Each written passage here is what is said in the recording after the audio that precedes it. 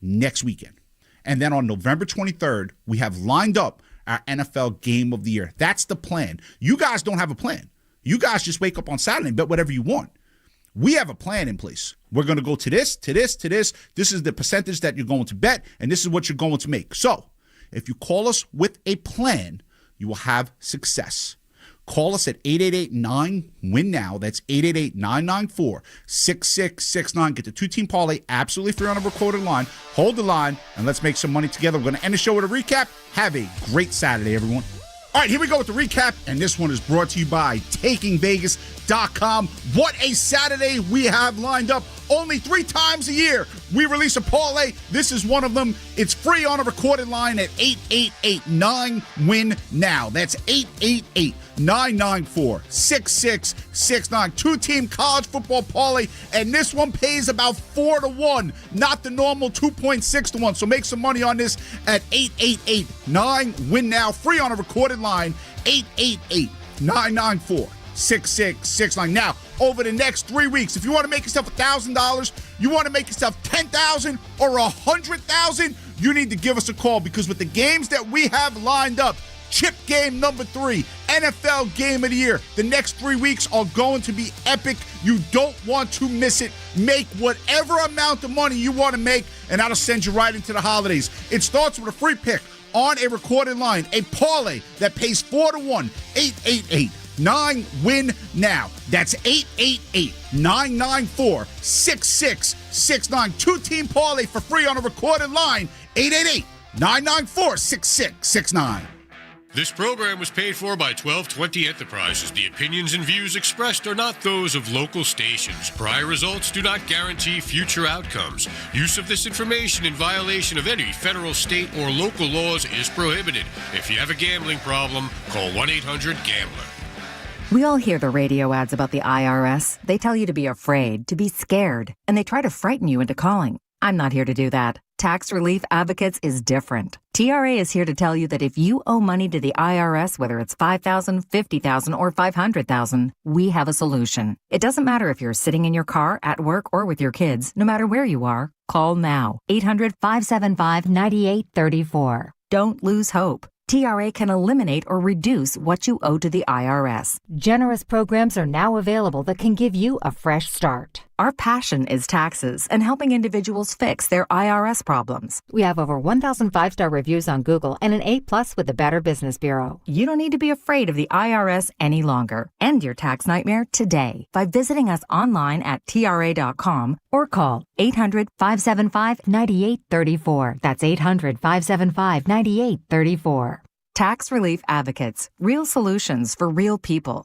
You're listening to 95.7 The Game, KGMZ-FM in HD1 San Francisco, on Odyssey Sports Station. Always live on the free Odyssey app, Twitch, and YouTube. Powered by First NorCal Credit Union. Live from downtown San Francisco, this is 95.7 The Game. Santos, Denver's going to run out the clock. Tyson will hold it at the far side. Those who are left rise as one. And the buzzer will sound that this game is over, as Golden State has split their first 10 games as they lose by a count of 129-104. And will try to right the ship on Sunday night when they welcome those very same Indiana Pacers. Well, that was anticlimactic pasta. Steven Risotto in the house. This is Warriors This Week. Kevin Giddings, Dan Devone. An interesting week for the Warriors. Last time we talked, Dan, a lot was going down. Game 7 of the World Series. Warriors are riding high. Just stumbled a little bit in Milwaukee. And since then, it feels like the world has turned. Everything's changed. Are you feeling any different? What's going on, man? Good morning. Well, it all started, I think, a week ago today when they embarked on that quick little 2-game Midwest two-step. And it started against Indiana. And I think we talked about, Indiana, you got this easily. They'll spank Indiana because Indiana's not good this year. And they lost Indiana. And that was they blew the game against Indiana. But that loss to Indiana, I think, of all of the losses since then, they're now a 500 team after a 4-1 start. That's the one that sort of stands out. Like, maybe this is a bit of a paper line. Maybe you're not as good as we thought you were. Yeah, I think that's the game that Milwaukee, I understand, but Like, these last 2 losses in a way, they don't feel good, but, like, Denver's a really good team. Denver is, without Curry, if you don't bring your A game, that's a house of horrors. You already beat them once. Like, that's a team that can and will absolutely hammer you. You know, you look at the Western Conference, Dan, and as far as point differential, net rating, you know, Denver's one of the tops. Obviously, OKC's the top. Houston's up there with San Antonio. That's a team that you've got to bring your A game. Sacramento was a team that you would like to have won that game. You would have liked to have seen your young players kind of go out there and take it from Westbrook and DeRozan when they don't have Levine, Sabonis, and Keegan Murray. But in a way, that was a game that I could understand why they lost. But to me, you're right. Like, it highlights the Indiana game. Because if we're sitting here talking about a 6-4 team, maybe if you win against Milwaukee, too, without Giannis, you got 7 wins. It's a completely different feeling here on Saturday morning than the one where Tim Roy is coming back in, who, by the way, was awesome again last night. And he brings the whole 5-5. You know, you split the first 10. It's just a different feeling. Yeah, and I get it. The scheduling has been really challenging, and it's condensed in the beginning. The first 20 games of the season, the NBA schedule makers, Adam Silver, did not do the Warriors any favors. This is challenging. But to hear Steve Kerr this early in the season get to the podium and say, we're exhausted. I mean, I get it, because nobody's played more back-to-back games. I think they have 3. And we're only, 10 games into the season. Nobody's played as many back-to-backs like that of the Warriors. And we already know going in that this is an older basketball team. But really, we're going to go with, we're spent. And Butler's back is already barking. You know, Curry's got the flu. Are they a product of unfair scheduling, or is this just an old basketball team? I mean, I think it's a bit of both. I think the unfair scheduling has highlighted just how old they really are. You know, it's like, I don't think that they're in as dire of a situation as a team like the Clippers, who just look old, but they're only 8 games in. You know, they have an extra 2 to make up. The Warriors are a team that, when they don't have their big boys, they're going to struggle. And that's something that I hope can change over the course of this season, because it just has to. Like, last year when Curry was out, it didn't feel like they have a chance. And that's kind of what, like, last night to me, I don't know how you felt watching. I mean, really, you could just pick a quarter. Like, outside of, I think, a 5-minute stretch in the second, that game was dominated by Denver. The Warriors had no chance in that game. They went down 10-2 off rip. Steve Kerr called 2 timeouts in the first 5 minutes of the game. Like, you were going to get dominated last night.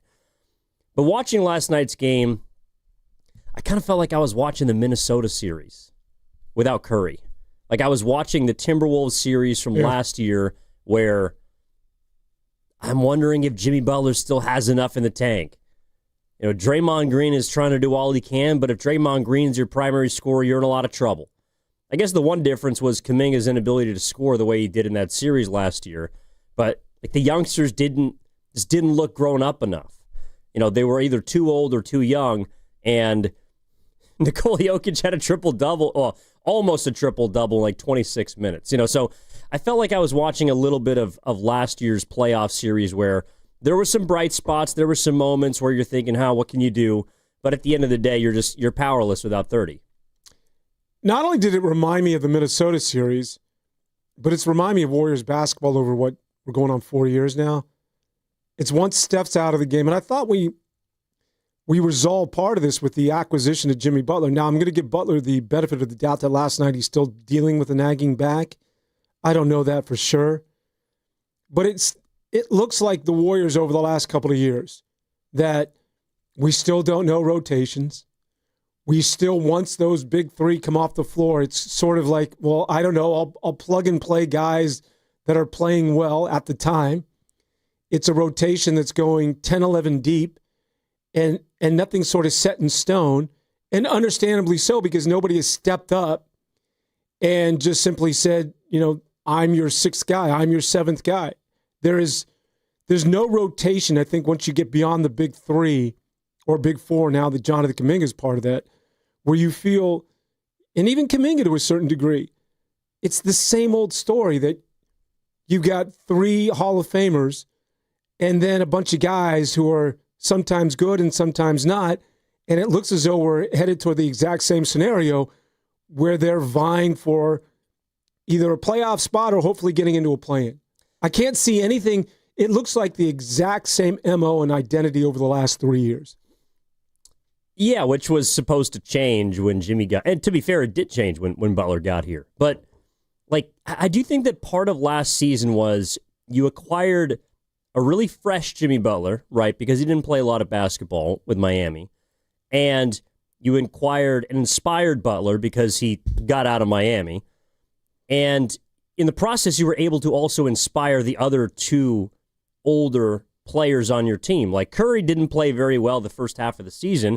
And I think large in part because it was just hard. Like every single night was just about him and what he's going to do to try and will the Warriors. And when Jimmy Butler got here, he got a co-star. But in a way, it's like, I don't know if for those guys there's enough on the line yet. You know what I mean?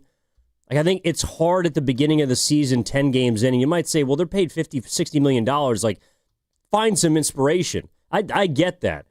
But seriously, like, for Butler, this is what, year 14, year 15? For Curry, this is year 17. Draymond, year 15. I think it's really hard for these guys to get up this early in the season. And so, while I don't think that the Warriors are cooked by any means, I just think that, like, this is the time of year where you need your young guys to really show up and show out. And I thought they did against Sacramento. I thought for large in part they played really well. And we can get into Will Richard and all the good things that we saw. But on a night like last night, that's really where I think you're measuring the energy supplied by your young players against, to be fair, a contending team. And they just did not have enough. I hear you, but think about the last time they won the NBA championship. They got off to that 18-2 start. So I guess there's two ways to look at it. Well, they were also 4 years younger. Yeah, but if you're going to want to rest or load manage your stars now and not get that big buffer early on in the season, that means it's going to be very similar to that of last year, where you're going to have to just simply go hard and push the gas pedal all the way down. In that last month and a half of the season, it's almost, remember last year? I mean, it was almost an inevitability that Steph Curry blew a tire and, his hamstring went out on him because he won 7 games against Houston. And then that first game against Minnesota, I was just like, oh, this is not good. And sure enough, ouch, Curry's done. And you can almost see that was coming because he had stretched to the 7 games. He was they relied on him so much in that series against Houston. But you could even date that prior to the series against Houston, where they were relying on Steph, Butler, and well as Draymond Green for a good month and a half. And that's because they had all this catching up to do. They had to get in and procure their playoff positioning. And I think that's what ultimately led to the injury of one Steph Curry. So I would push back and say that you don't want to repeat that this year, that you would like to at least have some sort of cushion so that when you get towards the latter part of the season, you get that 10 days off or those 9 days off where you're not in that playing game. And so I think it's important that all these games you're giving away now, there's a good chance they're going to come back and bite you in the butt later on in the season. Well, I think you're right, and that's the needle that they have to thread. And I think, like, if we're looking at this week, that's the needle that they couldn't thread, right? Because clearly Curry, and I don't know if it was because of the illness. Like, I was at the post-game presser on Tuesday against Phoenix, and he sounded sick as a dog. Like, I understand why he didn't want to play the next night in Sacramento and why he didn't even make the trip to Denver. But clearly, whether it was the illness or the fatigue or a combination of everything, that impacted him against Milwaukee. I thought Curry was the reason down the stretch why they lost that game. He didn't play very well. Okay, so Curry's fatigued. Well, now we're trying to get one win against Phoenix, but you don't have a great chance to get the next game, and you go into Denver shorthanded. That's not a game you're going to win. Like, to me, the needle they have not been able to thread so far is the reason why they go 1-3 this week, or since the last time we spoke. It's because, like, the older players are kind of worn down, and the younger players they're still just like, they're not there yet.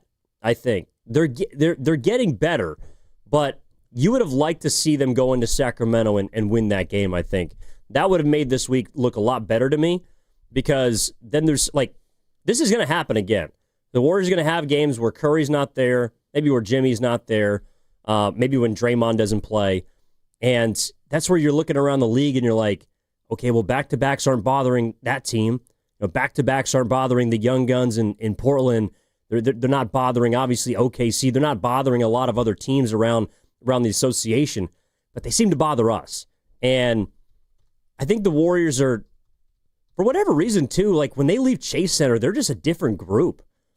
I mean, they're 1-5 on all 5 of their losses have been on the road, Dan. And I don't know if that's concerning to you or just coincidence, but I just think that this week is something. It's something that I'm putting in the back pocket is concerning, should we say? Not DEFCON 1, maybe DEFCON 4. How about that? You said something there that I want to sort of dive into a little bit, and that is that the younger players are coming, and the younger players are taking steps, but aren't there yet. And correct me if I'm misparaphrasing you here. Will they ever get there? I mean, at what point do we have to entertain that? Because we've been buying into that slogan for going on 5 years now. Well, they're coming. At some point, they will arrive. Well, maybe that day's never going to happen. Maybe at some point you have to step back and reevaluate that Podziemski is who Podziemski is.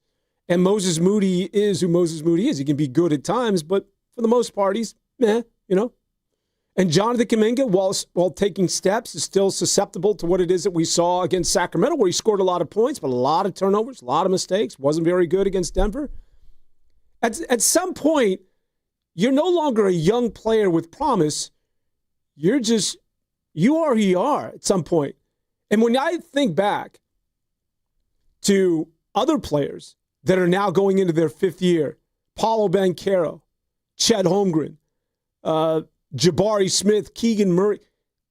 These guys we're not waiting for them. We're not saying, well, maybe, Chet Holmgren's got to eradicate a few things, but he's still so young. He'll be good in a year or two. I'm not saying that about Paolo Banchero. You're not saying that about Cade Cunningham. Now, granted, those guys got a lot more run than, say, Kuminga or Moses Moody, but at what point do we stop saying that there is promise with these young players and have to step back and sort of reevaluate that maybe that day is never going to arrive, and this is the final product? Well, let me ask you this. How many of the young players on the Warriors do you think have star potential? None. I agree. So that's kind of where we're at, though. I think they. But if they maxed out, no, I don't think they've maxed out yet. But they're still erratic. Okay, so Kuminga, this is really the first time I think he's been able to play with a leash. In games that are meaningful, right? Not games where... Well, he's played with a leash. This is a long leash. Well, yeah, a longer leash. But I'm saying, games where you're not looking over your shoulder, and also games where, in some of them, like Curry's been in, Butler, he's playing. This is the first year... Well, Moses Moody, I think, is kind of back. Not necessarily... He's not in the doghouse, but he's on the bench, but he's starting to get more, I think, more run, where he's being asked to score more. Last year, he was just a point-of-attack defender and a three-point shooter. Last night, they needed him to score, and he could not buy a bucket. Kuminga played well against Sacramento in the first half, regressed a bit in the second half, and I think that impacted his game against Denver because he's trying not to turn it over as much. The message after that game from Kerr was, well, we got to be careful with the ball. Every possession counts. I saw him last night trying to take better care of the basketball, but he wasn't able to score while doing that. I thought he was playing too tentatively. And I think the Warriors youngsters as a whole last night, they played a little scared because that's a big boy team and you don't have your best player. And we're just trying to kind of wade in the waters of, can we survive this quarter? Can we get through this stretch and see if we're in it at the end and then make a run? Well, if you play tentatively in Denver, that's a Nuggets team that is going to absolutely lambaste you. They embarrassed them last night because the only guy, honestly, Dan, that played with any sort of aggression to me was Draymond Green. And if that's the guy that's leading you offensively, that's playing as an aggressor, that's bad news Bears. I think last night was a night where yes, I was looking to see more aggression from young players, but I also was looking for someone to kind of take the lead. And that guy should be Jimmy Butler. But Butler was either they tried to take the ball out of his hands, they tried to make other people hurt them, and Jimmy, I don't think, is at the stage in his career where in that kind of game, being down the man that they were, I don't think he's at a point where he can take over a game anymore. Well, that's not good. But that's also not what they didn't bring him in to be that guy. Didn't they? They brought him in to be the co-star. Well, but the star wasn't out there. Yeah, well, that's what I mean. If the star isn't there, then you've got to be the guy. Like, he's got to, and I'm going to give him the benefit of the doubt that he wasn't 100%. I don't know this for a fact. But to your point, over the course of 82, when are they going to be 100%? You know what I mean? Like, there's always going to be a back or a hammy or a calf or a foot or maybe an illness. Like, I just think that the Warriors, the reason why I felt like they would struggle this season is because it'd be really hard to get the puzzle pieces to fit of everyone being healthy at the same time, playing a portion of the schedule that's going to be favorable for you. Maybe it'll soften up, and look, obviously things will even out because they'll have to play, they'll get some games on the back end. But for right now, the schedule has done them no favors, and I think they've come out of the gates a little flat. The Jimmy Butler disappearance last night is really concerning if he was at 100%, because that's exactly why you got him. And also, that's a perfect opportunity, as you mentioned, for Jonathan Kuminga. But getting back to my point, like these young players, I mean, there's a part of me that yeah, they'll improve and that they're coming, but there's another part of me that's like, maybe this is as much as you're going to get. And this is who they are at the end of the day. And if that's the case, I think you need to reevaluate this basketball team. Look at they're old. There's no way of getting around this, man. Well, yes, the last night they were young. They didn't have the 37-year-old. They didn't have the 39-year-old. They were younger. Well, but why didn't you have them? Because they're old. Yeah. I mean, at some point, look, and I promised, I took the oath at the beginning of the season in this show that I'm not going to go that route. It's easy to pile on. They're an old basketball team. But and this is the last thing I'll say in reference to they're older. At some point, Steve Kerr and Dunleavy and anybody else that's buying into this, NBA players do turn into pumpkins. It does happen. This could be the end of Al Horford. I don't know. Maybe Al Horford will find his stroke and be the Al Horford of old. Or maybe this is it. Because at some point, you do go to the pasture. This idea that, well, no, we can roll him out for another year. Crying out loud. It's Draymond. It's Steph. It's Jimmy Butler. At some point, you have to realize that it's the pumpkin patch, kids. It's over. There's nothing there anymore. And you're hanging on to yesteryear. I'm not saying that's where they're at. But I do think that, you thought you were going to get Al Horford from, Boston of a couple of years ago. And I hopefully he will fit into things and play better. Or maybe this is Al Horford. It's gone, baby. He's going to shoot 20% from three the entire year. No, I think they thought they were getting the Al Horford from last year, who's a pretty good player. And he hasn't been that so far. Panic meter's starting to rise on old Tito. But let me ask you this. How did they beat Denver the first time? At Chase Center. What, was it second game of the season? Third game of the season? How'd they beat him? Well, that's just it. If you're a team, if you're the Warriors and you're focused and you have your big three and they're ready to play basketball, they can still be very good. There's no doubt in my mind that they can summon for a game the sort of players that we all envision that they're capable of being. And then it's all confidence with young players. I think when you're relying on young players being at home and when things are going well and you're confident, confidence is everything in this league.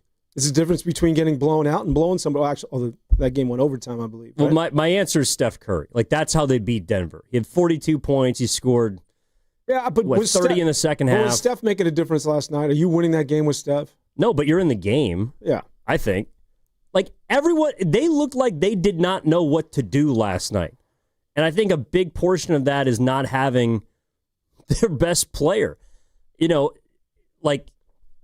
that's just the kind of the impact that he has and why I felt like I was watching the Minnesota series all over again. All right, 888-957-9570 is the number. What did you take away from this week? Was it about last night? How are you feeling about the Warriors' 5-5 start through the first 10 games? Evan Giddings, Dan Devone here on Warriors This Week. I see you on the phone there, Pasta, but if you could, please go to Darrell, who's in Antioch. Darrell, good morning. How you doing, man? What's up? Hey. How you guys doing? Awesome. Yes, I just wanted to just add, to that. It's like we're going to always constantly have this issue if we have an offense that's just built around Steph Curry. And when he doesn't play, this is what you get. It's like you can't plug a person, for Steph Curry. So, it's like we don't have enough flexibility in our offense to play different styles. And that's just my take. And we're going to always have this issue going forward when Steph doesn't play. That's my take. Thanks, Darrell. Yeah, I'm kind of with you. You are going to have that. I guess it's just, and you talk about age all the time, but it is frustrating that this is a team that is built around someone who's going to be 38 years old in March. That's kind of the state of the Warriors. And I understand why, because he can still be really, really good. But that's where you're looking around and it's like either they're too old or they're too young. And on a night like last night, Dan, the whole 2-timeline experiment, it just gets exposed. I haven't heard that all year. The timeline. I don't know. Is the offense really built around Steph Curry? I don't necessarily. Who's it built around? But I don't think it's built around anybody. Draymond Green. I don't. But it's not like they're pick and roll. They dump down to the post to Wembanyama. It's not really built around anybody. It's so freelance and it's so nuanced that they just there is no set plays. They go off of sort of they play off of one another, and I think that there's opportunities if you're Jonathan. You can't tell me you're Jonathan Kuminga where the offense doesn't suit you, so you weren't able to score last night. I think it's so freelanced that I don't think it really handcuffs other players when he's not on there or he's not available. I'm talking about Steph Curry. No, I don't think it's that it handcuffs other players and it's supposed to maximize them, but without the you need the key to start the car. Well, no, he's so good. I get it. But the ignition's not going to go unless you trigger it with something, and that to me is Curry. But I don't see the offense schematically limiting other players because he's not there, I guess is what I mean. No, I hear you. I don't think it's necessary. The offense is not necessarily built for one player, but he's what makes it go. It's his movement.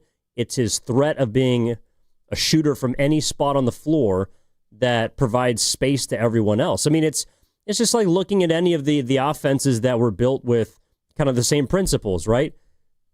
Was the triangle really an innovative offense, or was Michael Jordan just the key to the whole thing? Well, that's just it. Like would Phil Jackson run a great triangle offense with the the 2001 was it Vancouver Grizzlies? Would he run a great offense with them as opposed to Shaq and Kobe? Like, you need great players to run a great offense. Well, that's what I mean. I think it's a testament to his greatness, and I don't think it really has anything to do with the offense. It's the same thing if you take Wembanyama out of a game. It's like, the Suns took him out of a game. Well, you're not very good. Yeah. No, I'm kind of with you. All right, we got to hit a break here, but the calls are flooding in. I see you, Austin. I see you, AJ. I see you, Coach Hall. We're going to get to your calls on the other side. 888-957-9570. Also the number for our Boxer and Gerson work injury attorneys text line. Shout out to everybody in the YouTube chat. We'll read your comments as we move along here on Warriors This Week. Try to figure out this 5-5 start. Is the sky falling? Is the sky falling on Golden State 10% of the way into the season? Or I guess 12 at this point. We'll talk about it. Evan Giddings, Dan Devone, Warriors This Week. We're back after this. Do you owe $10,000 or more in credit card debt or personal loans? With credit card debt at all-time highs, Debt Relief Advocates is urgently notifying consumers of debt relief now being made available, designed to aid consumers with out-of-control credit card debt. Those who qualify and enroll for this relief program will only have to pay back a fraction of what they owe. This is not bankruptcy or a debt consolidation loan. This is a relief program that credit card companies would rather you not know about, as it ends your debt nightmare and saves you lots of money. Consumers owing at least $10,000 in credit card debt or personal loans can now take advantage of this debt relief as the cost of living skyrockets. Debt Relief Advocates has established a relief hotline for you to call to learn what debt reduction you may qualify for, so don't wait. For this free information, call the Relief Hotline at 800-505-9257. 800-505-9257. 800-505-9257. When businesses thrive, communities score. That's why Bank of America is the official bank of FIFA World Cup here in the Bay Area. And our more than 110 local business specialists are ready to help your business win. What would you like the power to do? Learn more at bankofamerica.com/local business. Bank of America, official bank of FIFA World Cup 2026. Bank of America Corporation, all rights reserved. Elevate your kitchen at the Mila Innovation Center at Friedman's Appliance in Pleasant Hill. Out of your dreams and into your kitchen. Select the qualifying built-in kitchen appliance package that is right for you. With unrivaled technology and luxury-grade quality, when you bring home a Mila, you're bringing home true innovation. Now, for a limited time, save up to 10% with the purchase of a qualifying Mila kitchen package. Visit the Mila Innovation Center at Friedman's Appliance in Pleasant Hill or at friedmansappliance.com. Hey, this is Joe Shasky from 95.7 The Game. Want to hear something super? Well, Merit America wants to get you on the path to a super new high-paying career with free coaching and training. And the first step is a super job working at the super big game. Go to meritamerica.org/super and see how you can sign up for super career training in HR, logistics, data analysis, and much more for free. So go to meritamerica.org/super. This is a super opportunity, and it's brought to you by Merit America. This is the story of the one. As a maintenance supervisor at a manufacturing facility, he knows keeping the line up and running is a top priority. That's why he chooses Grainger. Because when a drive belt gets damaged, Grainger makes it easy to find the exact specs for the replacement product he needs. And next day delivery helps ensure he'll have everything in place and running like clockwork. Call 1-800-GRAINGER, click Grainger.com, or just stop by. Grainger, for the ones who get it done. Nobody had to tell your grandparents not to drive while using their typewriters. Why should it be any different for us kids and our cell phones? Distracted driving was the cause of more than 3,000 deaths in 2022. Come on, we're smarter than this. Let's put down the phones and focus on the roads. Drive safe, everybody. Don't drive distracted. A message brought to you by the National Highway Traffic Safety Administration, Project Yellow Light, and the Ad Council. Red and Gold Game Day starts at Laughing Monk Brewing. Park for free. Enjoy amazing food, ice-cold beer, and every game on TV. Catch 95.7 The Game's pregame show. Then hop on the free shuttle straight to the stadium. Sign up now at 957thegame.com.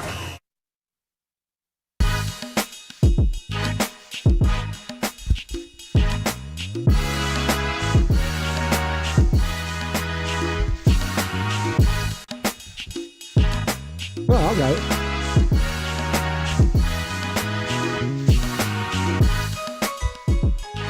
Now back to Warriors This Week on 95.7 The Game. Welcome back into Warriors This Week. Golden State, after the 4-1 start, now finds themselves at a mere 500, 10 games in, 5 up and 5 down after getting throttled by that of the Denver Nuggets. The Nuggets are a good basketball team, and the Warriors just simply had no chance last night. A lot of low energy, and understandably, right? We've talked about how anemic the offense is with the absence of Steph Curry, but what was the excuse defensively? As they just were slow to switching and just had no business in that first quarter, just simply getting run in the first 10 minutes. I mean, they were down double digits, 14, and then eventually ended up getting blown out by the Joker and company, as Golden State, as I mentioned, now a 500 team at 5-5 on the season. Up next, it's their second date with the Indiana Pacers. You cannot lose that game. The Pacers, their fall from grace has been epic. Indiana now without, of course, Therese Halliburton, finds themselves in a whale of trouble as a team that is the big surprise going to the NBA Finals a year ago and eventually taking OKC to 7 games now is just one of the doormats out there in the East. You want to take some calls, Ev? Yeah, let's get into it. All right, 888-957-9570 is the number. Giddings and Devone with you on Warriors this week. Pasta in the building as well. All right, Pasta, can we please go to Austin in San Jose? Austin, good morning, man. How you doing? Hey, E, Dan, how you guys doing, man? Listen, great show again, as always. Great time to have this show. 5-5 after 4-1. Listen, I got a couple concerns I want to just get out. I said at the beginning I didn't like the signing of Horford, and I don't want to sound like I'm raining on the guy because he's not playing. I didn't like it when I heard about it. I didn't think it was a good move. I didn't understand why you'd bring in a guy 39 years old. The reason why he was available, I didn't see the fit, even though I suspect the vets campaign for it, which maybe it's another issue, but I would like to see them gone younger there. Even if it was a guy that wasn't fully developed, I would like to see a big that maybe a little athletic, can do some things down low, instead of going with an older guy like Horford. I'm worried about Horford. His body language doesn't look good. He doesn't look like he's happy. The physical part of his right body right now, there's issues there, even though Kerr said it's not an issue. That's something to watch, guys. The second area of concern is body language-wise is Buddy Hield. I called Stoney the other day. I said, something's going on with Buddy, guys. I don't know whether you guys agree, but we ain't seen the same Buddy this year that we saw last year. Something's going on. He's not happy. He's not getting to a shot the way he normally did last year. I think it's a problem with the rotation and his role right now on the team is what I suspect. I wouldn't be surprised if they don't move Buddy before the end of the year. I think it'd be good for Buddy, frankly, because he probably could go with another team and play more. And then the last thing I wanted to touch on was just the whole roster, guys. I mean, help me out with this. What are they doing with all these guards? I mean, we got Moody, we got GP2, we got Pod, we got this guy Rich, which is the guy the Will is looking really good. Yeah. And then we got Seth Curry's coming in. I mean, there's too many guys, too many of the same body types, too many of the guys that really don't know. We don't know what they do well. And that's the thing about last night. Last thing, guys. You talked about Denver and these other teams. The difference is when those guys are on the court, you know what you're going to get. Denver knows what they're getting from guys that come off the bench. They know what they're going to get from their starters. Each guy has a role. And that's why the Warriors won in the past, because they knew what they were getting. Yes, Steph was there, but this problem with this team is you don't know what you're getting from night to night. And that's the real issue. And then the orbit of Steph, you saw it last night. With Steph now on the court, you find out these other guys get exposed. They're not as good. Jimmy Butler is not the same Jimmy Butler that was in Miami. People, please stop telling me that's the Jimmy from Miami. It is not. So just a couple guys. Sorry to ramble on, but, yeah, I'm a little concerned. It's early, but 5-5, man, it don't look that good. That's what I got, guys. Thanks. A lot of good stuff there, Austin. Where do you want to start? Tito? Want to start with Chivano? Go Horford. Well, he's been awful. I mean, he's just not been very good whatsoever. Al Horford in 131 minutes this year. Well, he might be. In 131 minutes this year, he's a minus 37. Like, he played well against Denver. I'll give him that. He was also a reason why I think they were able to beat Denver, because you could go a bit bigger. And he probably helps them a little bit last night, but he doesn't make a difference in a win or loss. I think that Al Horford is... I'm hoping Danny's just a slow starter, because shooting 20% from three is not going to get it done. Pumpkin patch. Could be a pumpkin. It happens. These guys turn into pumpkins, and it's over. Here, if I was to defend Al Horford, Austin, I would say this. That he came to the Golden State Warriors much like that of Boston, where he flourished, obviously, with Derek White, Tatum, and Brown. And that's why they got him, right? Well, he's not playing. I mean, he came here to play with Steph, and that's why Steve Kerr went and got him, because he was a fit. So they thought with Butler and Steph and Draymond, he's a stretch five. He doesn't start, Ev.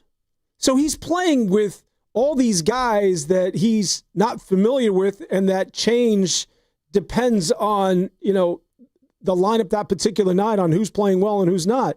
So in defense of Al Horford, he came here to play and fit in with this legendary foundation, but he's not playing with them. Well, he is at the end of games. Sometimes. Yeah, I mean, when those guys are available. But, like, I hear you. Against Sacramento, he had open shots. I'm not going to defend his shot missing or making, or the lack thereof. Well, it would be different if a lot of his threes were contested. I mean, on Boston, you're getting a ton of wide open threes. You're playing with Derek White, Jason Tatum, Jaylen Brown, at one point Porzingis. Like, you're getting open shots on that team. There's not as many open shots, and maybe that's why, I don't know, if he's pressing, it's like the ones that are open have got to go down. He's only playing 20 to 25 minutes anyways. He could be pressing. He also could be sluggish earlier in the year. It's harder for his body to get into shape. I don't know what it is, but Austin's correct in that the early returns of Al Horford have not been very good. As for Buddy Hield, it is becoming a bit concerning. And the biggest thing to me, Dan, is he's a shooter who's not shooting. It's one thing to miss shots. And Buddy had that stretch for 2 months last year where he couldn't hit water if he fell out of a boat. But he's not even taking shots. I mean, there was a stat line earlier this year. I think it was in a win. It might have been against Memphis. Buddy Hield did more assists than points. That can't happen. And I realize he's not playing a ton. Well, that Memphis game, he only had 2 assists, but he had 5 points in 18 minutes. If Buddy Hield is on the floor, he's got to be on the floor to shoot. And it's one thing, again, to not make shots and not play well, because then Steve Kerr can just yank you. It's not your night. But when Buddy's out there on a night like you have to shoot the ball. And he just seems kind of hesitant right now. I'm not worried about Buddy. And I'm not the biggest Buddy Hield fan, but I think he's fine. This is who he is. We're getting close to calling him Chivano again. He's a weird dude. It's like he went through a month and a half stretch where it's like, what happened to you? Remember in the beginning of the season, he couldn't miss, and everybody was on Buddy Hield, Buddy Hield wagon. And then all of a sudden, he disappears, and we're like, oh, God. And not only did he disappear, but if you watched him last night, he's smoking layups. And defensively, did you see what Aaron Gordon did to him on the crossover? One of the nastiest crossovers I've ever seen. And Buddy Hield just simply got posterized. I just think he's a weird cat, man. He gets into a funk. He is, you know who he is? He's a prototypical sixth man that when you got it going, you got it cooking, ride him. And then when he doesn't, he's bad. When he's good, he's good. When he's bad, he's bad. And I think he's just off to a bad stretch. But at some point, the Buddy Hield of old will resurface. But this is what you get when you have a streaky player and you're investing in someone like that of a Buddy Hield. Well, you said something I think is appropriate for Buddy, right? He's a sixth man. But now you got me thinking. What do you give me for this? The Warriors have too many sixth men. I agree. If you look at the profile of a lot of these players on even the Warriors, but other teams too, they would be sixth men. I mean, last year, I think he's been elevated to a starter because he's played well, but you could swap Moses Moody or Jonathan Kuminga in for one another, and the other would be a sixth man. Buddy Hield is a sixth man. Brandon Pajemski is probably a sixth man. There's a lot of sixth men on this team, and a lot of them on different nights have to go out and start for you. I mean, DeAnthony Melton profiles as a potential sixth man. Quentin Post might be a sixth man. Al Horford is the oldest man, but he's the sixth man.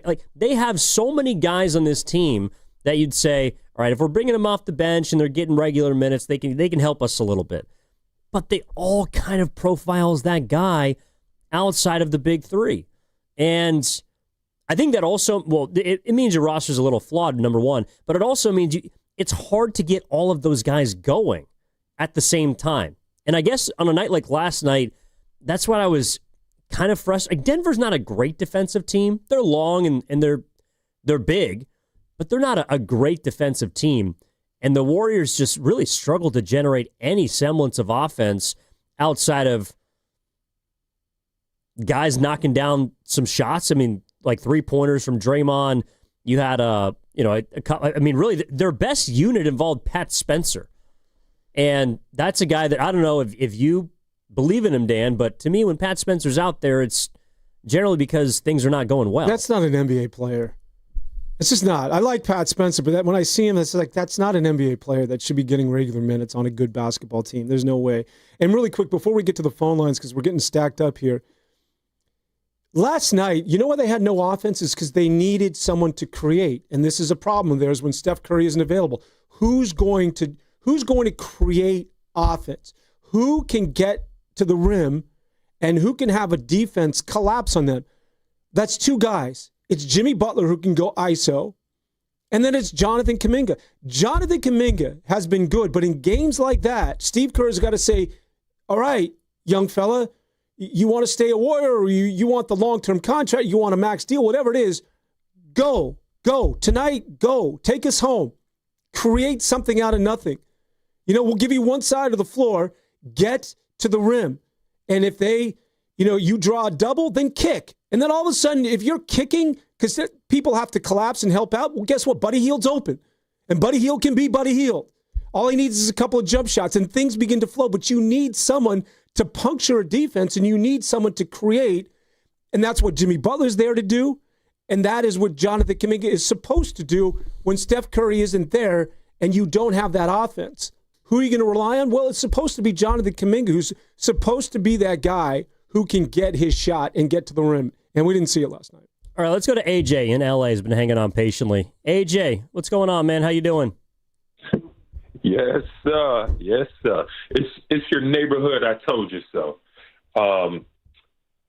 Yeah, I mean, the last caller pretty much summed up Al Horford. I probably called you guys maybe a month or two, and I told you the same thing. Al Horford and Melton, trash. So no, I don't even know why you're even pursuing that. I mean, the Warriors hung up Milton jersey in the rafters after 5 games, gave Milton the credit for Buddy Hield, who was lights out for those 5 games that Milton played. So I'll add in another 6 man you forgot about, Jimmy Butler. Let me tell you who Jimmy Butler was. Jimmy Butler was essentially Andre Iguodala when the Warriors got him. And they made him a 6-man. Jimmy Butler is not a $60 million guy, which means he's 3 to 4 times better than Jonathan Kuminga. I'll tell you what, he's probably a shade better than Jonathan Kuminga, simply on playmaking alone. And the reason why I called, though, I'm not going to bash the young guys. I probably bash Pods and Gee and all this, but you can't really bash the young guys because the guys who really failed the young guys or these old vets. These guys, I mean, your best ability is availability. They're not even available for them.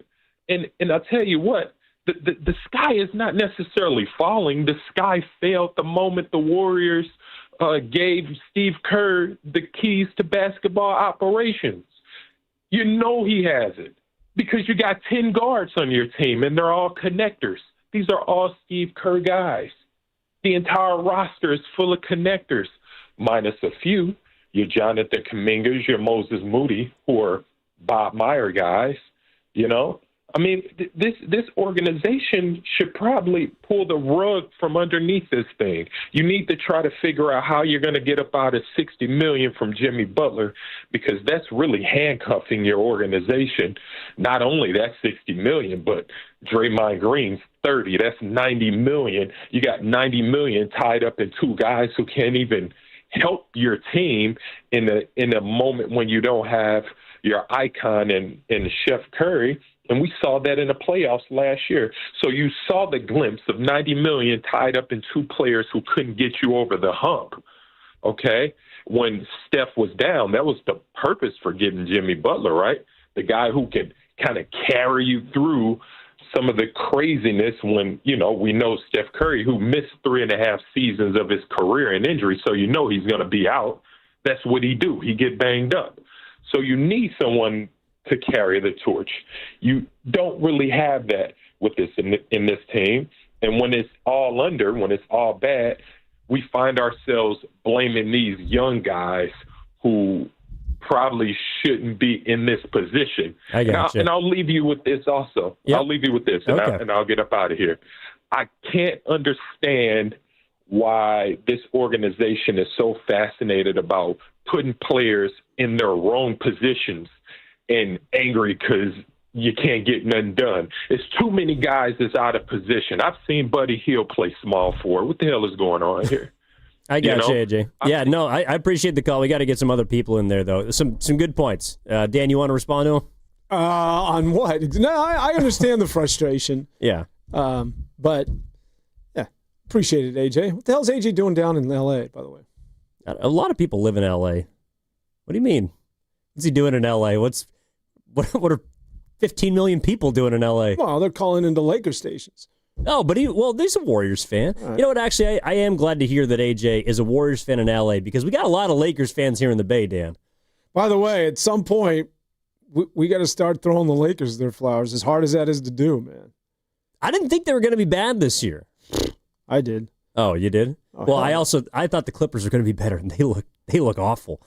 Although, with the Warriors, and I got to give you your flowers, like, I don't think it's a coincidence that the two oldest teams in the NBA look the way they've looked out of the gates.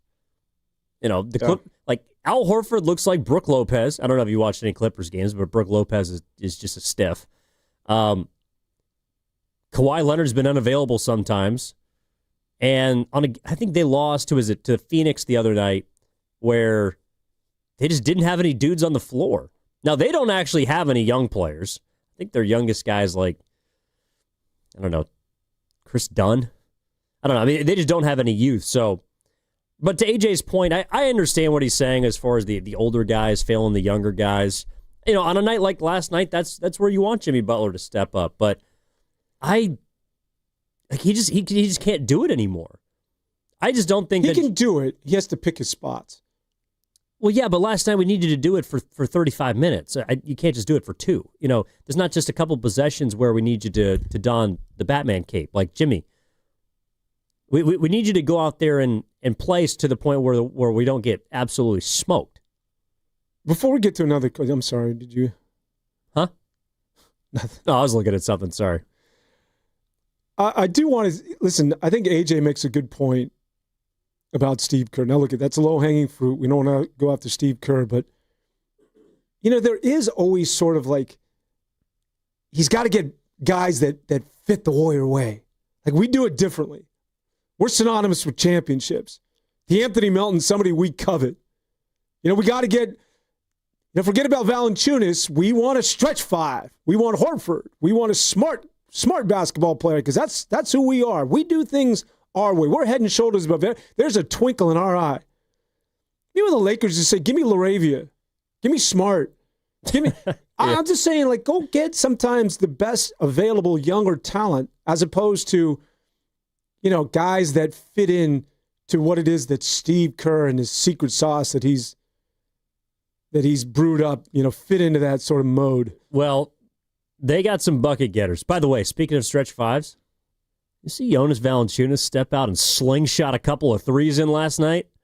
You tell me the Warriors couldn't use that? Hey, you know, Denver, you talk about additions. They did exactly what it is that they needed to do, and that is get a bench.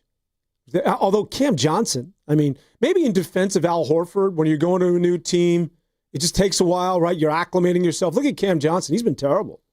He's been terrible offensively, but last night, like, and this is something too, it's the one thing that Michael Porter Jr. did not do consistently was defend.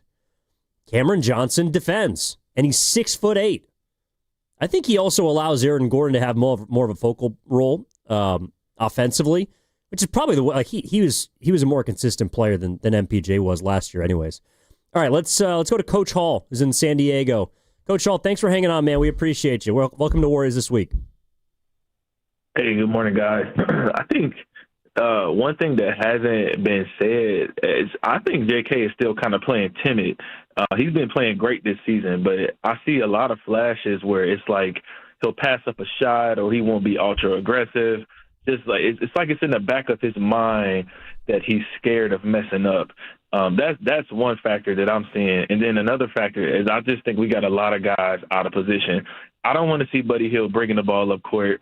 I don't want to see Pods passing it to Buddy on a fast break. It always ends in a turnover or something clunky. I don't know what happened between the beginning of the season and the last few games, but it just looks like a lot of guys out of position. And if Steph Curry is the recipe for success, I think we're off to a bad start, and that's unfair to him to put all of that on a 37-year-old aging guard, where he's pretty much carried the franchise for the last 15 years. I don't understand why we pay Jimmy Butler all of this money and we're getting minimum output. Same thing with Draymond. The offense is terrible. So I think we're in a bad spot, but I think they need to feature JK more, and that way he can unlock himself and stop thinking about getting benched and playing, through those mistakes. I appreciate that, Coach Hall. I think we could use that in the past. I don't think JK is getting benched this year. I'm with you. So to be fair, I don't think we can use that excuse anymore of he's playing timid because he's looking over his shoulders. I think last night he just wasn't aggressive, which, by the way, is going to happen.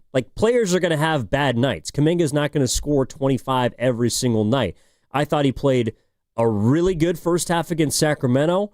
I think then he started to turn the ball over, committed a couple fouls. It was a clunky second half because he was on the bench because he was in foul trouble, didn't have his rhythm. And I think because of that second half, I saw that carry over into Friday's game where Coach Hall's right. He was playing timid. And if you're playing timid against a Denver Nuggets team at home, they're gonna expose you a bit. Well, if he's playing timid, that's on Jonathan Kuminga. It has nothing to do with Steve Kerr anymore. Steve Kerr has said, okay, I'm not playing you enough. Here you go. You're starting. You've got minutes. Stop looking my way because you're going to get run. So the timidity thing, that's on you, buddy.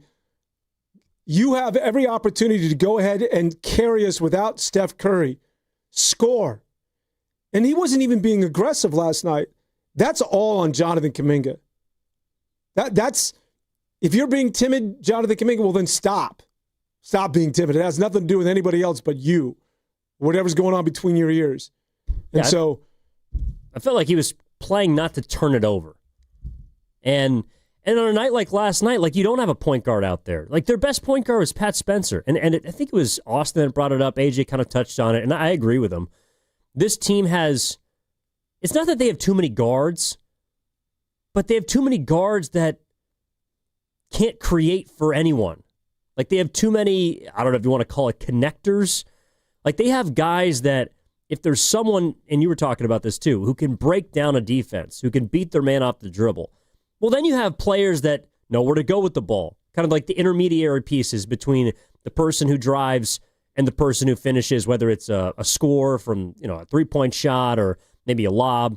They have those guys. They have a lot of connecting pieces, but they don't have any initiating pieces, and that's where, everyone's been talking about DeAnthony Melton coming back, and I don't think he's trash like AJ said. I don't think that at all. But DeAnthony Melton's not going to step in and change wholesale what's happening to me. I actually think that Will Richard has been basically what you want from DeAnthony Melton. A guy that can cut, a guy that can defend, a guy that can knock down a couple shots, a guy that gives you energy and hustle. Also, DeAnthony Melton's injury prone, so odds are he's probably going to get hurt at some point this year. But the Warriors, they don't have reinforcements coming. They got to figure out what they can do with this particular roster. But I think really quick before we get to the break, the caller makes a good point that DeAnthony Melton is sort of the poster child of somebody that is coveted by Steve Kerr. As opposed to just going and getting the best talent that's available, no, we like the way DeAnthony Melton plays and fits into our system. And I think at some point you just got to say, we need young talent. Like Will Richard, play him. Let's not do this again, coach.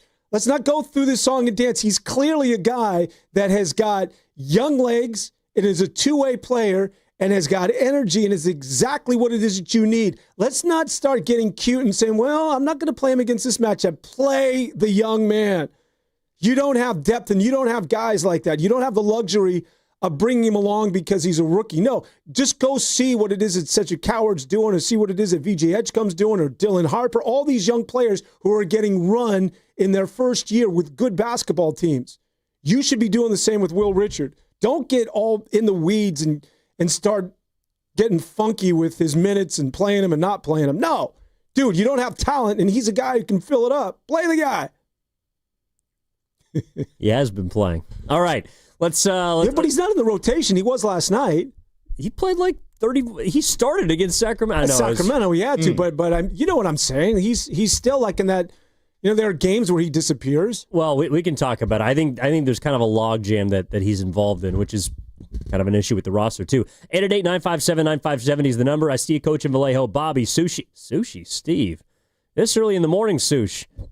I'll look forward to your call on the other side. Warriors this week continues. Getting to the bone. Back after this. Hey, it's your boy Guru. Every time we put a rat on the table during our show, it's brought to you by Atco Pest Control. Atco Pest Control is a family-owned local business proud to provide pest control in the Bay Area for over 35 years. Atco uses natural methods to give you a peace of mind and keep your family out of harm's way. Quality pest control doesn't have to empty your savings either. Don't wait. Go to AtcoPestControl.com for all your pest control needs. They got you covered. Comcast Business can help turn your small business into a connected, secure, modern business. It's how restaurants become reliably up and running neighborhood favorites. How healthcare offices become the data-protecting caregivers that we all depend on. And how wealth management firms become cyber-securing guardians of your information. With reliable connectivity, enhanced cybersecurity, and Wi-Fi backup, your business can stay connected and get threat-ready with Comcast Business. Powering possibilities. Now through November 16th, new Comcast Business customers can get started with 150 megabit internet plus security for $59.99 a month for 12 months with a 2-year agreement. Plus, ask how to get a $500 prepaid card on a qualifying gig package. Call today. Restrictions apply. Requires enrollment in paperless billing and auto-pay with bank account. Early termination fee applies. Equipment, taxes, and fees extra. November is a great time to get a new TV. Now that the top-rated brands like Samsung, LG, and Sony are at the lowest prices of the year. With Black Friday deals available, what more could you want? How about better than Black Friday? Before you click, you should call Video Only to see how you can go lower than Black Friday. That's right, the best TVs at better prices. Check out Video Only before you buy, or you'll be sorry. Target's early Black Friday deals are finally here, and they're moving fast. Take 40% off select gifts and holiday decor for 3 days only, ending this Saturday. Score can't-miss deals on new fits for the whole fam, festive lights and decorations to brighten your home, and even top toys like select Lego sets for endless holiday fun. Shop in-store or online with free shipping. But don't miss out. 40% off gifts and holiday decor and Saturday only at Target. Restrictions apply. Free shipping applies to orders over $35. Don't miss OAR and their 3 Decades tour at the Masonic in San Francisco on August 12th. Buy your tickets at LiveNation.com. And for your chance to win your way into the show, courtesy of Live Nation, enter online at 957thegame.com. What if you could have reliable and intelligent Wi-Fi? And get this, what if you could keep it at the same price for 5 years? That's the Xfinity 5-year price guarantee. 5 years of Wi-Fi that boosts speeds to the devices that need them most. That finds and fixes problems before you even notice them. Like super intelligent Wi-Fi with a 6th sense. And that keeps you gaming in the fast lane, even when the whole family is banking on bandwidth. All your devices working in perfect harmony for 5 whole years. And here's the best part. No annual contracts, no hidden fees, and our best equipment included.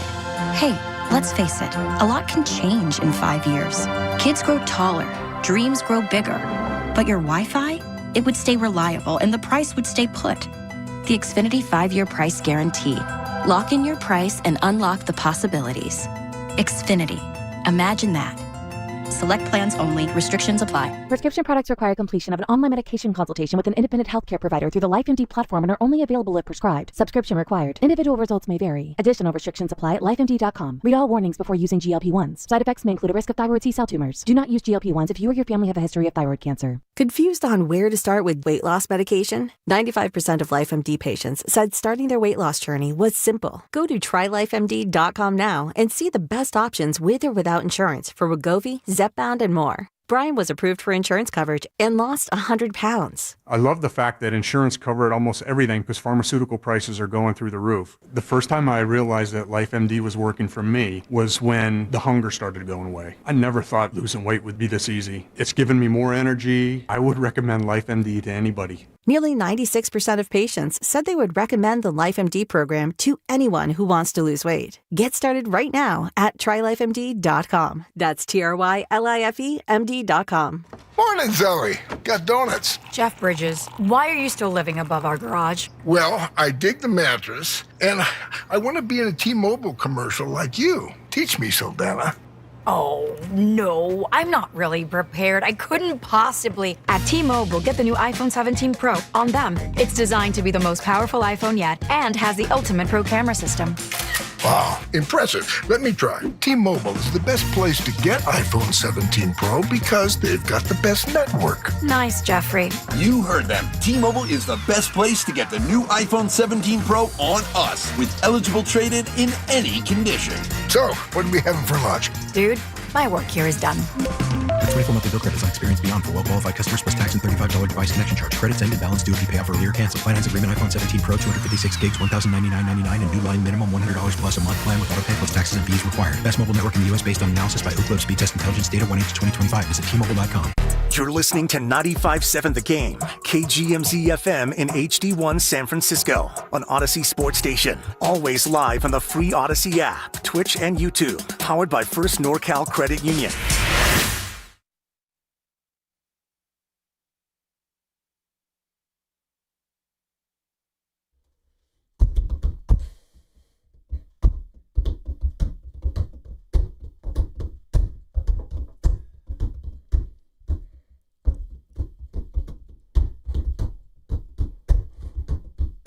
Now back to Warriors This Week on 95.7 The Game. Hold on. We've gone an hour. You got tickets to something and you're not bringing your boy? Oh, no. What? Nahagian. No, me. He offered me. I didn't go. I couldn't go. He just said, hey, you want to... You could have given them to me. They weren't for me to give. Yeah, but you could take them and then just get the old shuffle pack. I guess I could have. Stockton and Malone, baby. I know, Come man. on. It was lower level, too. Yeah, I probably couldn't go. But I know. My you bad. could have hit me up. Dude. Wait, he offered you lower level? Yeah. Dude, he's never put me down there. Oh, my God. Boss, if you're listening, throw the lob. Please. Yeah, I think, yeah. He but it was late. It was like, it was a couple hours till tip. Good Lord. I like OnlyFans. You're not going to live that one down. Jeez, Pasta. That's not me. Pasta's one of the guys that... We lost Zachary Green. What do you mean we lost him? He's not dead. No, but Zach is no longer part of the morning zoo. The morning zoo? Is that what we're calling this? No. Morning zoo? Isn't that trademarked? I think so. Somebody else is the morning zoo. Is it? That was, I don't know if we're allowed to... KMEL? That was the morning zoo. They had the show called The Morning Zoo. What about the Whack Pack? A bunch of animals. Renell Brooks Moon used to be on it. Yeah. Oh, was she? Yeah. Oh, yeah, the great Renell Brooks Moon. No Who doubt. got a World Series ring as a PA announcer. Well, everybody gets a ring. Sorry, that came off wrong, but they give everybody a ring. No, they did. Like in the minor leagues or in the minor league organizations, if it's an organization that like Chase Center, like for the 2022 season, you'd be like an account executive, and they gave you a ring because that's just what they do. They take care of their people. If I put that thing on eBay, am I making some money? You would be hunted down and shot. How would they trace it back to me? You would never know. If I'm Well, not a player. because you're posting it at Dan Devone 6969 is posting on eBay. Warriors championship ring, $50 need. I would have an anonymous account, obviously. They'll track your DNA. Hey, speaking of Zachary Green, our resident golfer, did you guys talk about this week? We can't talk about him anymore. He's gone. But did you guys talk about Bryce DeChambeau and Steph Curry and that scratch 50 golf? I haven't watched it yet, but everyone has been telling me Holy that's crap. incredible. Holy crap. It was out here, right? Yeah, it's right at Lake Merced. Steph Curry goes stroke for stroke with this guy. Like he's getting on par fives, he's getting on in two, and he's outdistancing Shambo, one of the long drivers on the PGA Tour, does this for a living. He's outdistancing him on drives. The Shambo ain't used to the fog. I mean, Curry. I think that might have been his home course. Like he's a member. Yeah, he's a member over there, right? He knew it. He knew it intimately. I mean, it's just like, what can this dude not do? Play against the Denver Nuggets. 888-957-9570 is the number. Let's go to Bobby in Los Altos. Bobby, good morning. How you doing? Hey, good morning. Thank you for taking the call. Hey, listen, first of all, Giddy Gids, I needed you to be at work yesterday to keep Steiny in check. Yeah, I heard he was being a little bit of a D yesterday.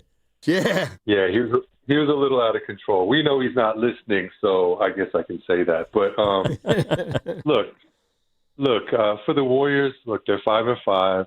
It's been a quote-unquote brutal schedule, 3 back-to-backs, and I get it, right? Amazon, Peacock, new partners, they need marquee names. So the Warriors, not really the Warriors, but Steph going to be on national TV early, right? And, of course, a win is a win. But if you really look at these 5 wins, right, our wins are against good teams, right? Denver, the Clippers, the Lakers, right? So I get it. You know, a win is a win, but I'd rather beat the good teams and then lose to the Pacers and Sac than the other way around. That's just my opinion. And then, look, I think if you're a Warriors fan, you always got to look at the long game. In my mind, we got 82 games, and the NBA is a joke because they let like 75% of the teams get into the play-in and the playoffs. So to me, the NBA regular season never really meant that much. And there's no need for these old men to burn out early. So I think the Warriors are just playing the long game, and I'm actually fine with the way they are. And if they rest, they rest. I don't care. What I need to know is when they get into a playoff series, do they have the ability to beat these other teams? And right now, at least the 10 games that I've seen, I think the answer is yes. So I'm fine with whatever happens. You know, as it relates to JK, I really feel like last night's game, I feel like Jimmy actually didn't let JK get involved in the first half. He was really ball dominant, in my opinion. He was not a distributor. So I put it more on Jimmy than JK, at least for last night's game. And then I know, man, I can't believe how much hatred or vitriol Horford's getting. That dude's we got that dude for the playoffs. So he could be a stretch shooter and he could be a decent defender when it's playoff time and the other stars are on the floor. I mean, I don't understand why we're going after him so hard. Yes, he was trash against Sacramento, but still, I don't quite get that. So let's just wait till the playoffs to eviscerate that old man.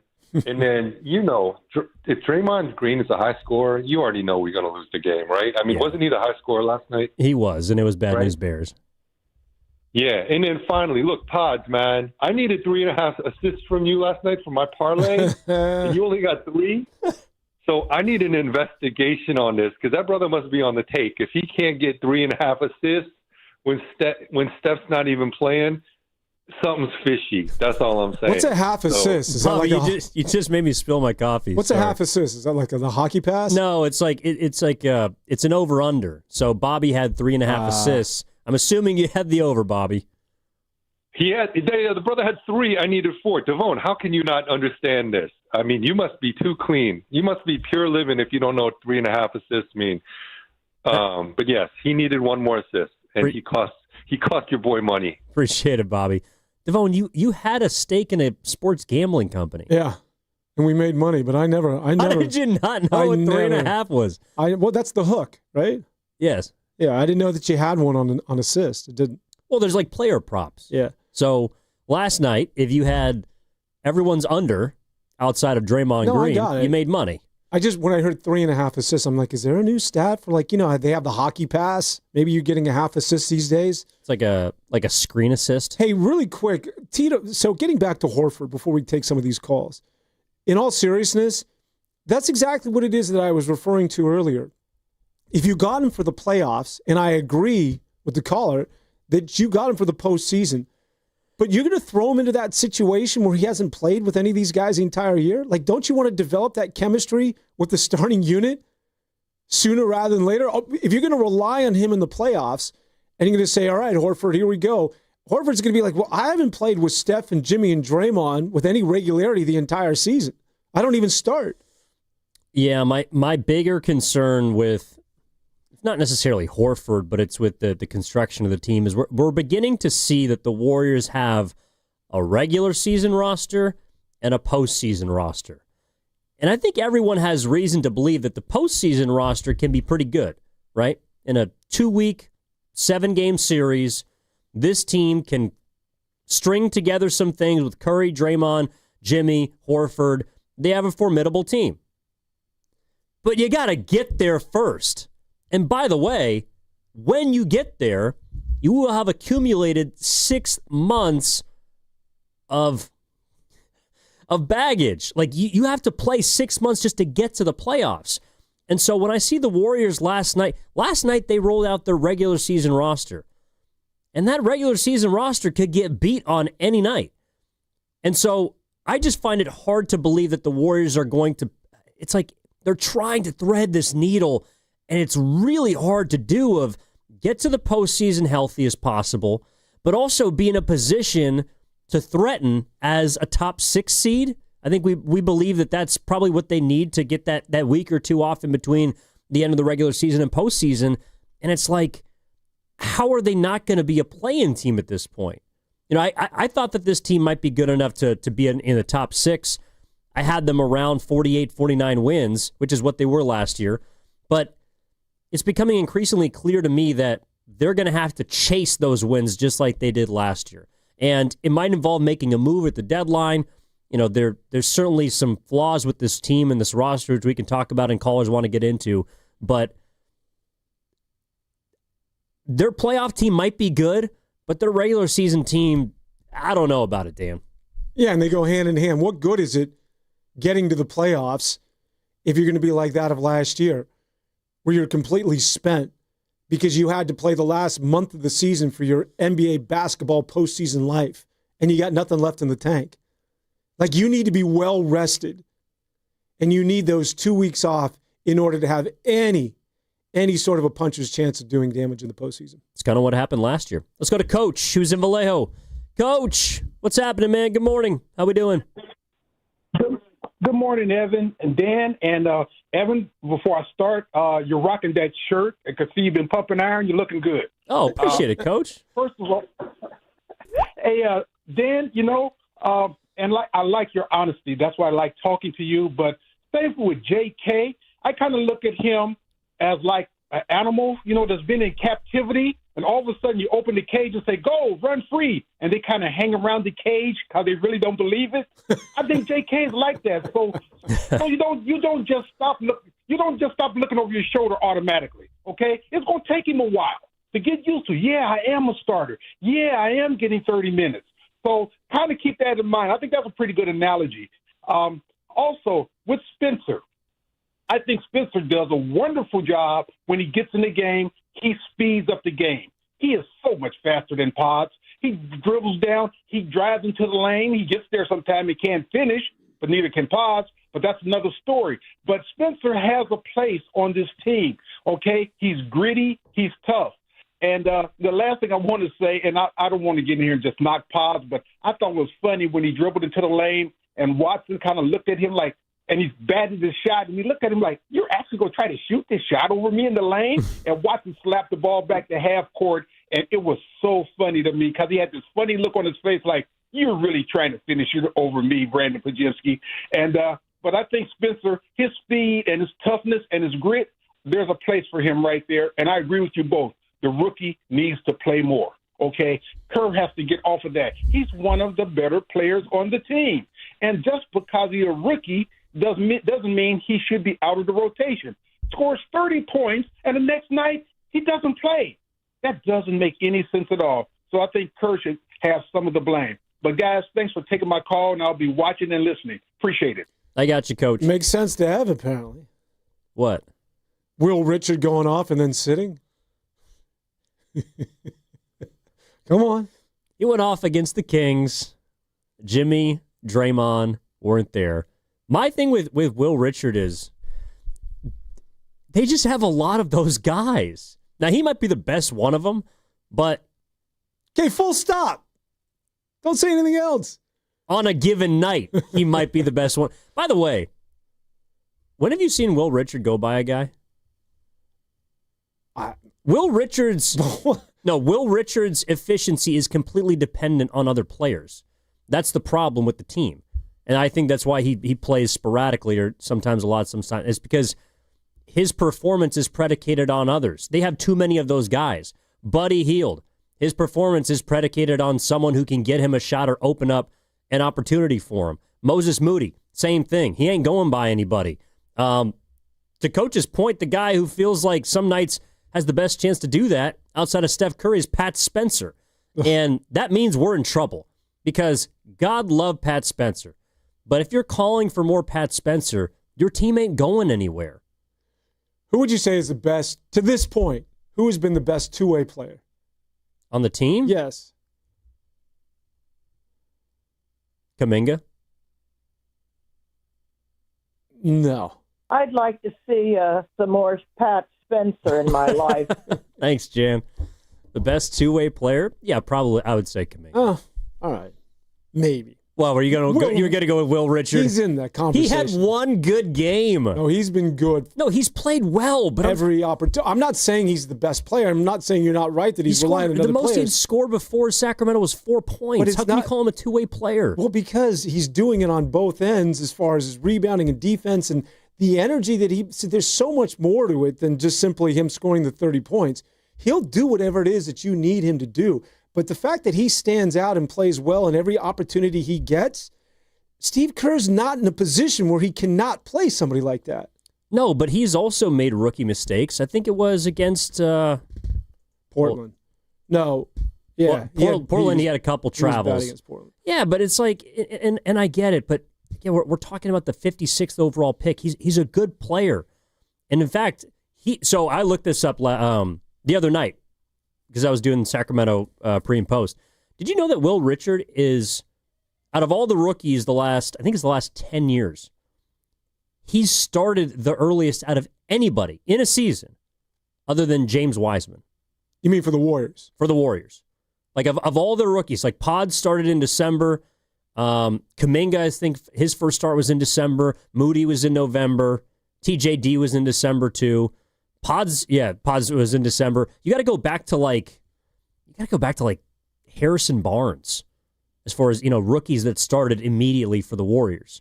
So and to be fair, it also means they haven't drafted particularly well. But like Will Richard is ahead of schedule. I know that people want more of him, but he's playing pretty well with what he's been given, and I don't think he needs to play 25 or 30 minutes. But I would put him in the rotation at this point. He is. Well, not really. Last night he was because Steph wasn't there, and he got the start against Sacramento because nobody was available. We'll see going forward whether Steve Kerr puts him in the rotation, giving him regular minutes as the 7, 8, 9 guy, whatever it is. That's all I'm saying. That's all I'm saying is just don't mess with this dude's head and do sort of the Steve Kerr, now you see him, now you don't. Well, so we're going to prioritize Will Richard. Yes.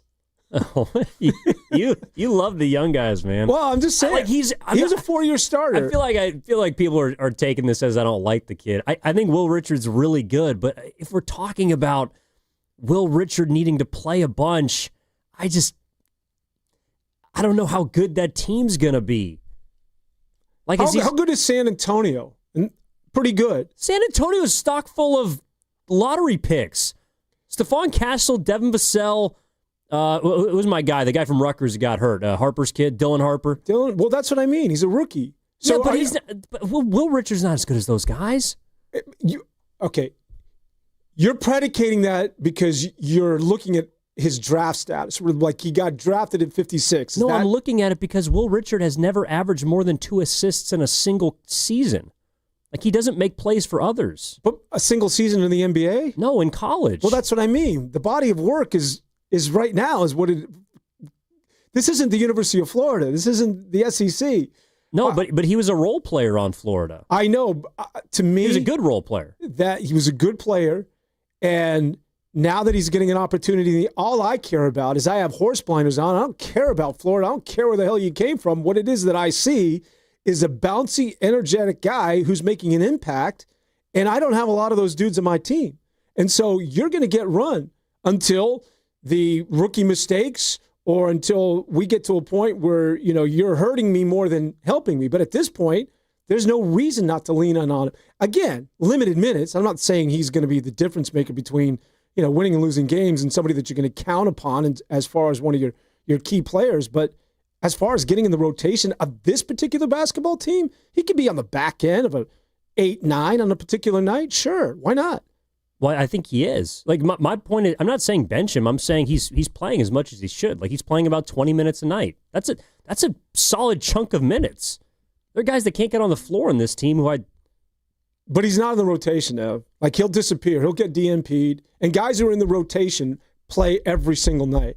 And he's maybe, again, this has been out of necessity that we've seen him play over the last couple of games. But let's see going forward whether Steve Kerr makes the commitment to the kid that I'm going to give you minutes every single game. I think he will. Okay. I would like to see him more than Buddy Hield at this point because Buddy's not even shooting the ball. I think that some of these veterans, who you haven't seen the last couple games? Gary Payton II. He ain't playing. Will Richard has taken his minutes. They do the exact same things, only Will Richard does it a lot better. So I think that we're a little impatient. Like do you want him to play 25 or 30 minutes? I think he's no. No, I know. I just want to see him in the rotation. I'm just saying. I think he's playing a decent amount, and he's making the most of it. All right. I got you. Oh, we lost our last call. 888-957-9570 is the number. There's somebody on line 4 on my phone. No. You want to go to him? Is it, yeah. Let's go to Mitch in New Jersey. Just because Dan was asking for you, Mitch. Mitch, good morning. How we doing? To him. How you doing, Dan? Evan, thanks for taking my call. This team's getting a little longer too, so I want to see get all the guys in. If they're on the team, let them contribute. The season's young.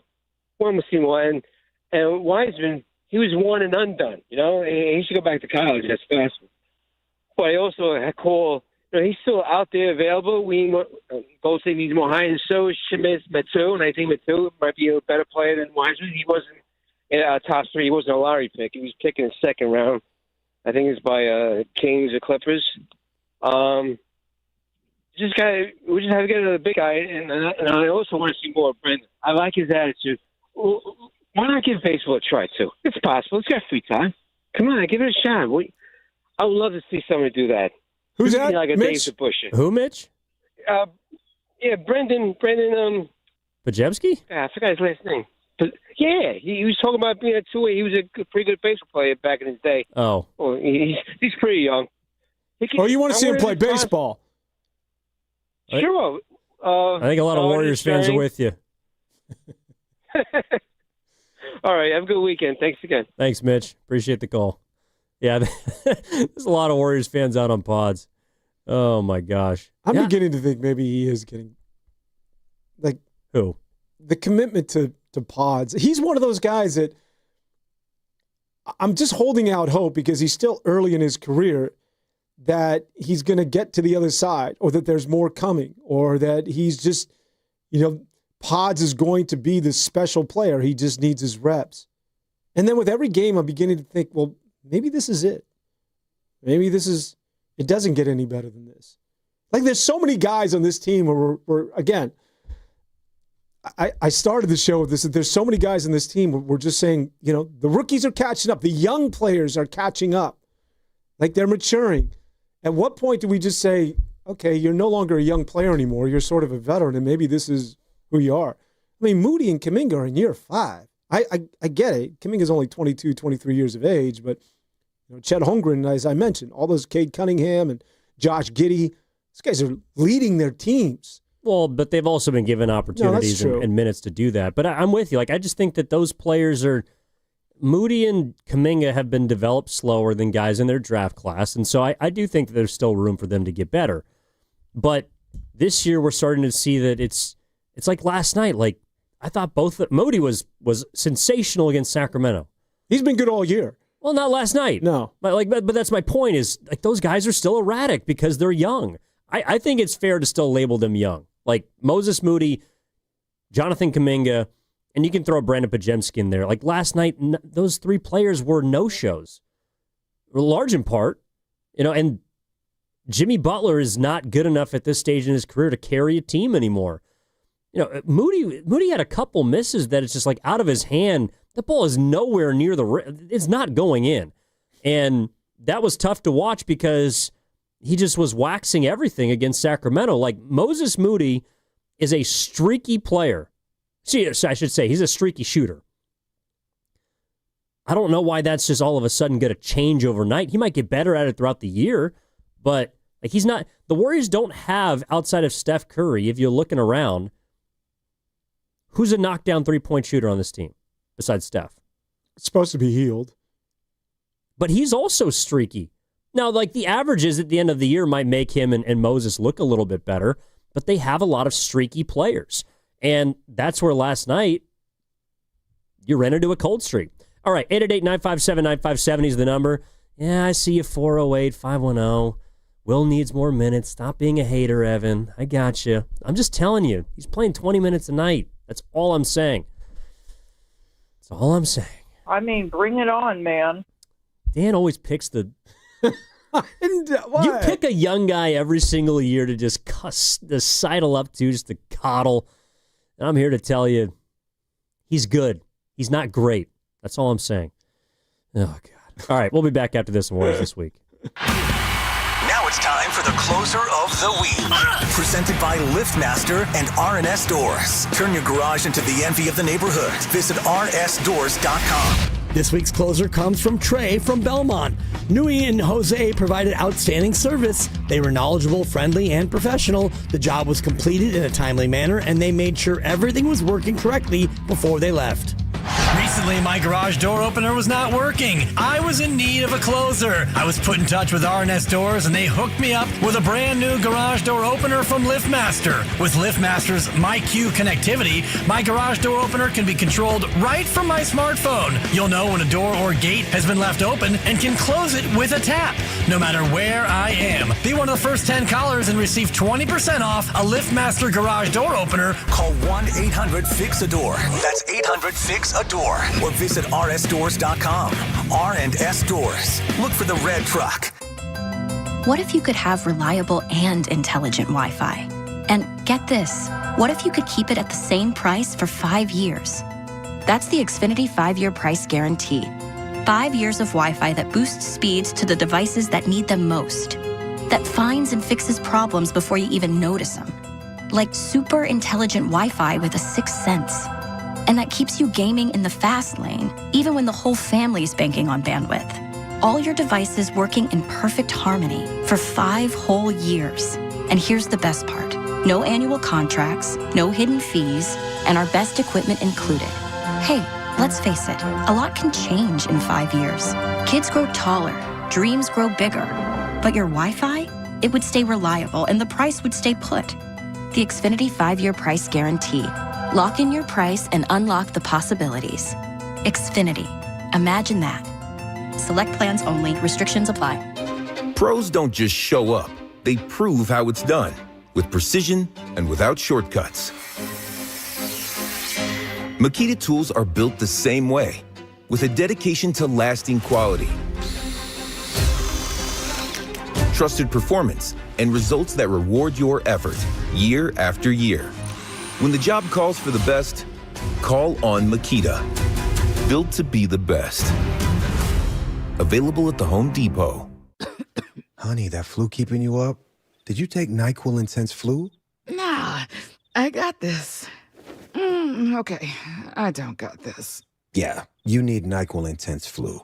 Undo your flu with NyQuil Intense Flu. NyQuil Intense Flu provides powerful relief of your flu symptoms so you can sleep.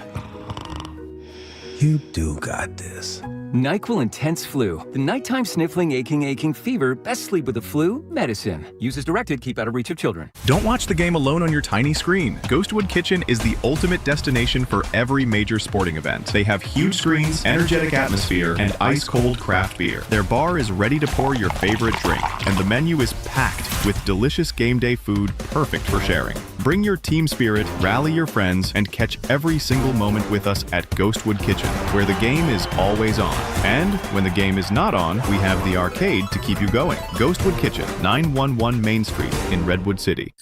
This holiday season, Target has your back with irresistibly cool gifts for everyone on your list. For the trendsetter, start with affordable beauty kits and gift sets. Need something the whole fam will love? Grab snuggly matching fits in every size and style. And for the thrill seekers, don't forget the hottest toys and tech of the season. Target's got you covered with the best deals for endless fun. Shop in store or online. And step into the holidays with Target. Restrictions apply.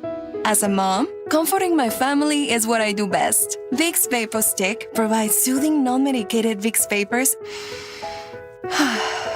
in an easy-to-apply stick, and it dries fast, so there's no mess. I use it to comfort myself and my family. Thanks, Mom. Vicks Vapo Stick, soothing comfort for the whole family. And try Vicks Vapo Shower Max for steamy Vicks vapors when you need more comfort for yourself. Use as directed. Nobody had to tell your grandparents not to drive while using their typewriters. Why should it be any different for us kids and our cell phones? Distracted driving was the cause of more than 3,000 deaths in 2022. Come on, we're smarter than this.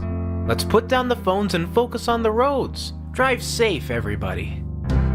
Don't drive distracted. A message brought to you by the National Highway Traffic Safety Administration, Project Yellow Light, and the Ad Council. Red and Gold Game Day starts at Laughing Monk Brewing. Park for free. Enjoy amazing food, ice-cold beer, and every game on TV. Catch 95.7 The Game's pregame show. Then hop on the free shuttle straight to the stadium. Sign up now at 957thegame.com.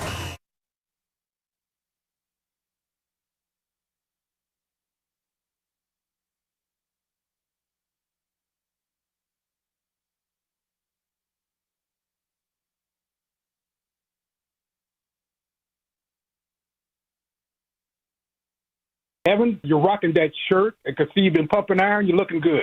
Now back to Warriors This Week on 95.7 The Game. Now, this is one of the all-time theme songs. God, I love Ghostbusters. Well, pre-2000. Not going to lie, the last one. Like, it's funny you came back with that cut pasta because I was at the gym the other day, and on the treadmills, they have all these, different shows going on, whatever. And one of them was the new Ghostbusters, like the female Ghostbusters. Yeah, how was Kristen that? Wiig, Melissa McCarthy, and someone else whose name escapes me. Kate McKinnon. And I really wanted to be into it, but I just couldn't do it. It was like, and it wasn't the female aspect of, but I think it's just when you do a remake so many times. Like the latest Oceans movie, Oceans 8 with Sandra Bullock and stuff, like that just, there has to be the original. If it's good enough for a sequel, we'll fit it in, but you can't wait like 20 years or even 10, 15 years and expect me to just buy full into a remake, like a reboot. There's been very few series or movies, Dan, that I think can take a long period of time off and then come back and be as good or close to as good as the original. I think Curb Your Enthusiasm for me is the only one. He went on like an 8-year hiatus. Well, it's a TV show, I though. know. But like the Indiana Jones movies, after, what was it, The Last Crusade? What they had, Dial of Destiny and something about the Sands of Time. Like, they were all horrible. Thank you very much. Yeah, Pasta. Larry David. At some point, you just got to hang him up. Like Harrison Ford, I cannot watch you run through. Oh, God, he's so old. A pyramid at age 80. Yeah. You just look like your left meniscus is going to shatter at any moment. Thank you. He's in his 80s, right? Wow. Probably. A friend of mine saw him in New York. Looks like it. Wow. Speaking of New York, can I give you a New York moment? Can I go Knicks for you? All roads lead back to New York. Can I just go Knicks for you? East Coast Devon. So, this is kind of funny. I was half awake watching the Knicks game the other night, and I'm sort of like falling asleep, and I'm looking out of one eye. I'm kind of blurry-eyed, and I see someone at the free throw line, and it's Mitchell Robinson. But I know it's Mitchell Robinson, but it's not really computing because I'm half alive. And I'm watching him, at the free throw line, go through his ritual, and he looks like he knows what he's doing. He's genuflecting. He's putting his wrist up and going through the motion while holding the basketball cradle to his hip. And then I see the free throw. What was that? He shoots a line drive that goes right to the net. Like, he didn't even touch the rim. Like, oh, Mitchell Robinson. I was like, oh, my God, you are so bad. And so it leads me to this story. So I listen to sports talk radio occasionally. I think it's WFAN with Boomer and Gio. Mm-hmm. And Boomer Esiason has a show out there, and they get the producers involved like we do with Pasta, and it's just a bunch of guys in the morning just laughing. And they had Rick Pitino on one day. And Rick Pitino last year called Tibbs in all seriousness and said, send Mitchell Robinson to me. I'll fix his free throws. I will fix it, because Pitino is now at St. John's, right? He's in New York as well. Oh, yeah. Tibbs, send him to me. I'll fix his free throws. And then Rick Pitino goes, and then I saw him shoot free throws the next night, and I said, I can't fix that. Sorry. I thought it was so, because everybody was just laughing so hard. It's just like, Rick Pitino, one of the greatest of all times, like, yeah, just keep him where he is. I cannot fix that, man. I don't know if you see Mitchell Robinson shoot free throws, but it is. The Hack-a-Shack is back with Mitchell Robinson, because if I'm playing the Knicks as they did in the playoffs last year, you may as well hack the hell out of that guy, because you're going to get the ball right back. He has no chance. I think he's improved. He might be about like 52, 54% this year. I'll clean up on ILE for the 510 Boxer and Gerson work injury attorneys text line. Ocean's 11 was a remake. That's true. Sinatra, Dean Martin, Sammy Davis Jr. However, with the free throws, Dan, how many, like, if someone out there could help us, because I don't know this, what is the largest leap as far as free throw percentage is concerned? Like a player who, was a 60% shooter at the beginning of the career. Has anyone ever taken a leap, like, to become an 80% free throw shooter? Yeah, somebody did this recently. Kuminga?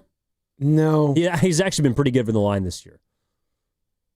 But I knew this. But I just generally believe it happens. It happens. But like players generally don't get significantly better at free throw shooting, though. Giannis has got a lot better.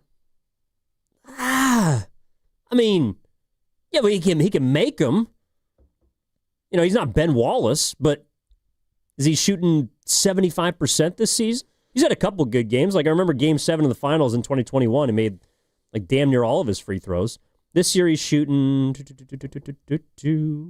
63? 63%? Nah, that's not very good. He's 69.3 for his career. Yeah, I don't know. It feels like if you're a good free throw shooter, also another point, if you're a good free throw shooter, I have to believe that at some point you have the ability to shoot the three well, because you have good form. For this happened to Jordan Poole, actually. Like Jordan Poole's first and sophomore seasons in the NBA, he was not a good three-point shooter. He was awful. But he was like a 90% free throw shooter. So I always believed that Jordan Poole had the ability to shoot the ball well from three-point range, because... Why do you mention his name on this show? Why do you hate him so much? Because he's terrible. He's the anti-Will Richard? Is that why you don't like Jordan Andres Poole? Biedrins, a former Golden State Warrior, went from 32% to 60% one year. Really? Karl Malone started at 48%. And then my God. Yeah, got as high as 80. That's pretty good. Jordan Poole is just... It is personal with me. I just think he's a bad person and a bad basketball. He's everything... Bad person? I think he's everything. Well, we don't know him. No, that's true. I don't know there. I just like when he was going after, one of the coaches in the Warriors. You're right. I should never go there. I don't know any of these guys. This is all from afar. Well, you do know some athletes more than most. But he's everything that's wrong with the NBA. Like if you get somebody like Jordan Poole who can score numbers, put up numbers, get a big contract, but you talk about connectors, he'll never be a connector. And that's why a team like New Orleans will never win with guys like that. That is such a mess out there. You do want to hear of a team that I think is going to bounce back, that I know everybody was piling on this past week. Who? Memphis. Oh, boy. Everybody's out on Ja, right? And everybody's like, Memphis is a mess. Go ahead. What? No, that reminds me. I think they're going to be good. Memphis? Then they may not ascend to the 2 seed like they did a year ago, but they're going to be much better. Okay, so we were talking about rookies earlier. Yeah. You can't have Memphis's. He's mine. Cedric Coward? Yeah, he's mine. He went to Willamette. Oh! He's a D3 guy. What? Yeah. Hold on. Just hold on. Just stop everything. No, you can't have him. He's mine. Are we not pronouncing the W? What the hell's wrong with you? It's Willamette. Oh, my God. Dude, I went to school there. Willamette. Wow, dude. It's pronounced Willamette. It's the valley where they make the wine. Willamette River. The Willamette Yes. Vineyards. The wine, Willamette yeah, okay. Valley. Willamette. It's not Good Willamette. It's not Williamette. It's not, what did you call it? I don't know. It's Willamette. I think I spoke I don't know. Swahili? Yeah. Cedric Coward went to Willamette his freshman season, was Northwest Conference Player of the Year, 19-12, and then he left. He went to E-Dub. He didn't even go to... Yeah, he went to Eastern Washington He was at first. E-Dub. He was at Eastern Washington. That's a remarkable story. The Fighting Cooper Cups. And then I want to say he went to Washington State, right? Yeah, he finished his last season in Washington But he didn't State. even play. He was like James Weissman. He played in like 2 games. And I think he might have been hurt, but yeah, he trashed his shoulder. Yeah, he didn't play a lot, but he's good. He's a good player. Hell of a player. He knows how to play. Yeah. Because he was a D3 guy. Well, got it out the mud. So just tell me this then, as all roads go back to Will Richard. Why is it that he can play? I get it. He was a high draft pick, but why? He clearly, when you see him and his body type, you're like, that's an NBA player. Okay, Mr. I Love Will Richard. Where did he start college? Since you know so much about But him. it has. I'm just talking about. Well, I here thought if and you now. love him so much, you would at least look into his past. You don't know Jordan Poole. Well, no, I think he does. He doesn't like. All right, I'll give you a hint. No, okay, but you're missing my Ohio point. Valley Conference. Okay, so they're more similar than we thought. Who? Coward and Richard? No, he started at Belmont. It's just a random tidbit. But Will Richard played 4 years of college. That's why he knows how to play. Also because Todd Golden got him to where he needs to be. But regardless of how you got there, when you look at Cedric Coward and what it is that he's been able to do in the NBA, you have the confidence of playing him because, playing at this level is not too fast or big for him, and he can make the seamless transition, albeit a guy who hasn't played very much basketball. And it doesn't matter. And you compare that or contrast that to Will Richard, who played 4 years of basketball. It doesn't matter how you found your way to the NBA. Some guys are wired differently. Either you're ready to play at this level or you're not. Well, I think what they share in common, and where I think you see a lot of college players succeed at the NBA level, is Cedric Coward. By the way, Cedric Coward is better than Will Richard. But what they both do is they play well without the ball. They don't need the ball. Like I don't know, a lot of Warriors fans have watched Memphis, and that's fine. Outside of the one game they played. But you can see already with Will Richard, he helps you, and he doesn't need to do anything with the ball. Like he's a spot-up shooter. He is he's a great cutter, has a great understanding of floor spacing already. He's I think he's a better help defender than he is on-ball defender, but he just understands where to be at all times. And I think, to your point, that's a product of playing in a college system. And it was very clear to me day one why he was going to play for Kerr, because those are the things that Kerr values. Now, the one thing, to bring him back to Jordan Poole, because I know you love him so much, in a way, that skill set is kind of what they're missing. Not like Jordan Poole is an inefficient scorer, so throw that out. But my point is, Jordan Poole was a player that during the year they started 18-2, a large part of that was Jordan Poole could break down a defense. He could score. Doubt. I'm not going to argue that. But they don't have any of those guys. Steph Curry is really the only one. Like Jimmy Butler, I think he used to be that kind of player. He's too old. Kuminga is, some nights can do it, but some nights like last night, he's too timid. Moody's too streaky. Pods, he ain't going to get there. They don't have a player who can create off the bounce. Like in a way last night, and I realize that Kerr loves his system, in a way last night, when they don't have Steph Curry, Dan, I feel like they would just be better running 50 pick and rolls. Like just trying to play the way that everyone else plays, because that's what is going to help those players in the game. Like Jimmy Butler is one of the better ISO scorers in the league. Give him the ball and let him go to work. Give Kuminga a pick and let him see if he can get downhill, because he's not beating anybody off the bounce. Like I love JK, and he can play above the rim. He doesn't have the handle to blow by his man. And you saw last night, whether it's Aaron Gordon or Cam Johnson, he's not getting by those guys. If he doesn't have the handle or the ability to get past his man, then what the hell is it when we're doing? Who? Jonathan Kuminga. What is it that we're investing in? everything that we've talked about. Well, he can't do it yet. I don't know if he will be able to, but I thought that was isn't that what he and his agent have been selling us on? Let him play. He can be a number one on any other team. He can get his. He's the one guy who can create. And Steve Kerr's like, okay, the keys are yours. Go ahead, do your thing. And if you're going to tell me now that's not what it is that he does, then what are we doing here? Well, I think you saw against Sacramento that he can do that, but the price is going to be 5 or 6 turnovers. You know, he's not that careful with the ball at this stage in his career. He's just not. Is he with this team next year? Kuminga? Yeah. I don't know. I think the only reason there's a good chance he will be is that there's nothing out there in terms of value or equal value. There's nobody out there that I think agree he with can that. through a trade. Yeah, because, and we've seen already, like, the Warriors are not going to take a deal just to take a deal.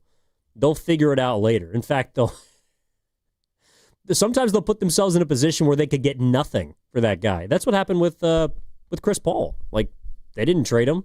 They kept him, and then they ended up using him to save money.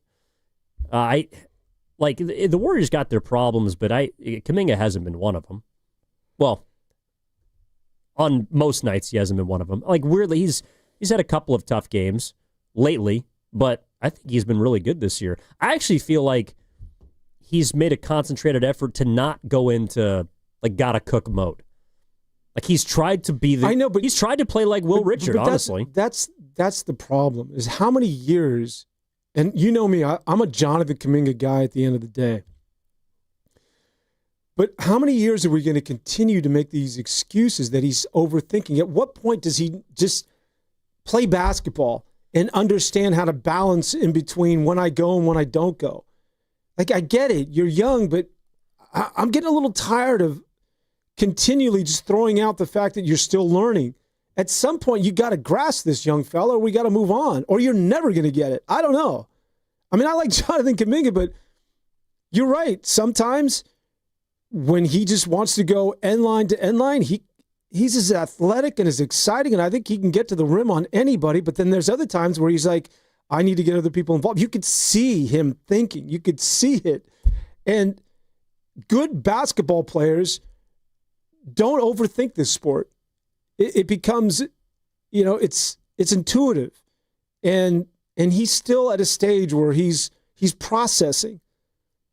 When the hell is it just going to let it go and be Jonathan Kuminga and be an impactful basketball player that is not going through these permutations of what it is that I do on every possession? Well, what if I told you it's when he's 26?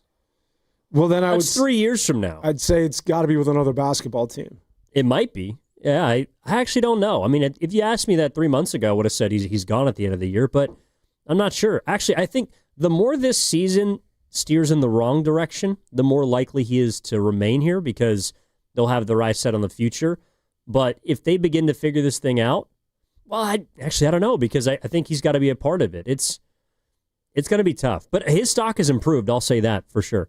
This is from the Boxer and Gerson Work Injury Attorneys text line 408. Call drop, but wanted to say JK seems to be playing more frantic and rushing. Pods also seems to be calling his number more lately. You could see Green asking for the ball to work it around to Curry, and Pods ignored him. I'm assuming this was another game. I think there's friction between the veterans versus the youth. I don't know if there's friction, but on a night like last night, I think both timelines, like both age groups, were looking at the other and saying, you got to help us.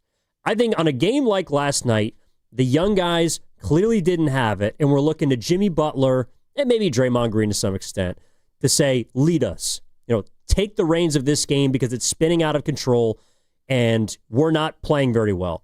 And I think the older guys, especially on a night where Jimmy Butler and his back is barking, are looking at the young dudes and saying, all right, this is your time, guys. Like, we got no Curry. We need you to give us some scoring. They're going to be doubling me. Draymond's got his hands full with Jokic. You guys got to step up tonight. And I think both eras were looking at each other and waiting for the other to do something, and neither of them had it. I think the Golden State Warriors, well, I don't want to make these sweeping generalizations, but they just seem stuck in the past. You know what's interesting about the NBA right now? We're stuck in the future. You know what's fascinating about the NBA right now? I'm going to bring it up. I'm going to bring up the NBA standings. Let's get to the NBA standings starting out on the Western Conference. Hi again, everybody. I'm Evan Giddings, and welcome to Moraga. Warriors, hey, there was action last night in Moraga. There was only, by the way, Warriors are only a game out of 6th. Oh, God, are we doing that already? I'm just saying, if you want to look at the standings. St. Mary's is undefeated, by the way. Playoffs? Oh, speaking of calling games. Uh-huh. Did you watch the Amazon call last night? Dude, well, I was doing a game at the same time the Warriors were playing, so I had to watch it when I got back. But because it was so closely removed to the end of the Warriors game, because St. Mary's got finished at like 9:30 or something, I was listening to Grandy doing postgame on the way back. When I pulled it up, it was the Spanish broadcast. So I could only get the Spanish telecast. I don't know who did the game for Prime or, they have the halftime show now with Udonis Haslem and Blake Griffin and Steve Nash and stuff. It's not bad. I was listening to the Telemundo call. You know how they're pretty good. I'm over. Do you speak Spanish? Are you bilingual? No, but just the excitement, the energy was. Jokic. Good. The Amazon crew is much better than NBC. You think? There's no insights to excellence with a blurry-eyed greatest of all time and Michael Jordan. No, in all seriousness, well, you know me. I'm overly critical when it comes to these sort of things. First of all, have you heard? So you didn't listen to the call last night, but they have this guy, Michael Grady. Oh, yeah, he's the voice of the Timberwolves. Yeah. And he does ESPN stuff, too. He's solid. Very solid. Just pleasant to listen to. And that's what some people miss. And I always tell you this, that play-by-play people get so self-important. Your guy, I know we go back and forth, and everybody loves Kevin Harlan. Oh, they're like he's an auctioneer. It's about me. Oh, it's about me and my tempo. And dude, just I think he's better on radio. Lay out. It's not about you, is what they always tell you. It's not about you. Get out of the way. Get out of the way. And Grady was just very easy to listen to. It was just and I like the crew. The only issue is, if you happen to watch the show, for those of you that are listening right now, if you saw Amazon that carried, and they got basketball for the first time, they're doing NBA games for the first time this year, streaming NBA basketball games. If you happen to watch the game, so they get to the crew, it's Nowitzki, it's Nash, and Nash is really good. I don't know if you've seen Nash's podcast this past week. He had Steph Curry. Oh, yeah, I did watch that episode. James. That was great. But really good. And then they got Haslem. And all of a sudden, what's up with Blake Griffin? Is he suddenly like... I thought he was a comedian. The Reclamation Project, he's now like the Mannings. He's pitching and pimping everything. Well, quietly, Blake Griffin used to be like borderline face of the league. Like when he was with the Clippers, that dude was Lob all City. over everywhere, especially when he dunked over that Kia. Got a lot of money for that. Yeah, I'm glad to see Blake back in the spotlight. Oh, he's everywhere now. He's got a sense of humor. He's actually likable. A lot of people forget forget too much Mannings. Stop with the Mannings. I don't want to see either one of them. Can they just go away for 6 months to a year? Well, you don't have to watch the Manning How can you cast. not? No, not because the Manning I can cast. turn on Buck and Aikman. No, but how can you turn on a TV these days or watch ESPN or watch any sports programming and not see them pitching something? Oh, I feel like Jason Kelsey's more on ESPN than they That's are. true. Kelsey and McAfee. But it's kind of like here, 95.7 The Game when I'm in town. Dibbs is pipping everything. How many things is that guy endorsing? Hey, I'm not gonna get in people's pockets on this one. I don't want any problems with Dibley. By the way, It's better with a Mazzetta. That's all I know. Oh well, that's mine. That's mine. That's the one on Warriors. By the way, since I don't know who's listening, I guess we can talk about this. What is Mazzetta actually? It's like spread. Yeah, it's sounds good. Italian, it's peppers, it's pepperoncinis, it's seriously? Yeah. That's good stuff. No, it is good. Pepperoncini is Mazzetta, if you're underrated. listening out there, I love your products.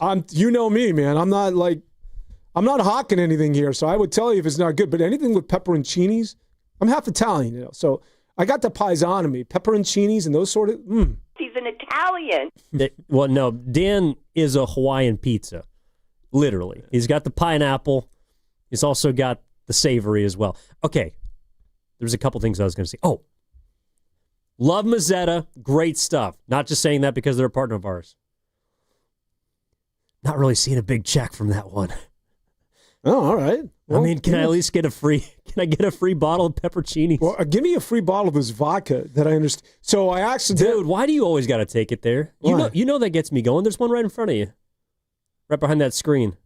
No, but Lucas gave me the strict edict, do not take the alcohol from the studio. And I did once. Why not? They're not partners of ours anymore. Oh, they're not? No, we could crack that bottle open right now. Because I got a family member that loves it. I'm not a big gin person, but they are. And they're like, this is actually good gin. I thought it was vodka. Or vodka. Sorry, vodka. Well, it's a cucumber flavored. Yeah, well, it's not for me. It's never too early. I will pilfer this. He's been eyeing it for months For the now. last hour of the show, this thing is going to get unhinged.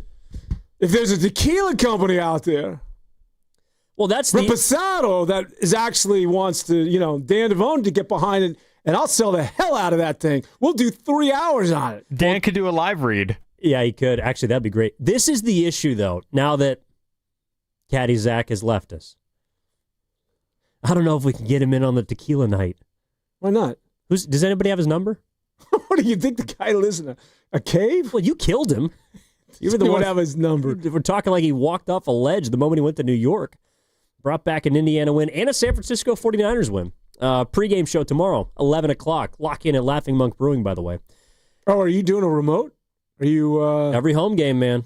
Every home game. How's my man Lowe? Huge. In a great way. Someone called in and said I look good in a T-shirt. That man is at 50 plus. That dude is in incredible shape. He's also still an amazing football mind. All right, we got to hit a break here. 1 hour left. Thank you, 510. You know what they say. You can't drink all day if you don't start in the morning. My man, more Warriors this week coming your way after this. Giddings, Devone, Pasta. 95.7 Black again. Friday is coming, and that's the smart time to shop for a top-rated TV from Samsung, LG, or Sony.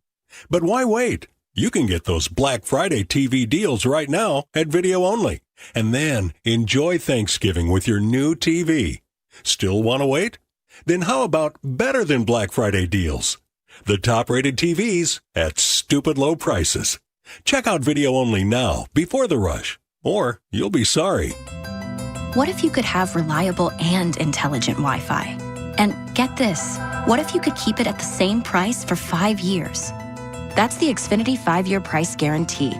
5 years of Wi-Fi that boosts speeds to the devices that need them most. That finds and fixes problems before you even notice them.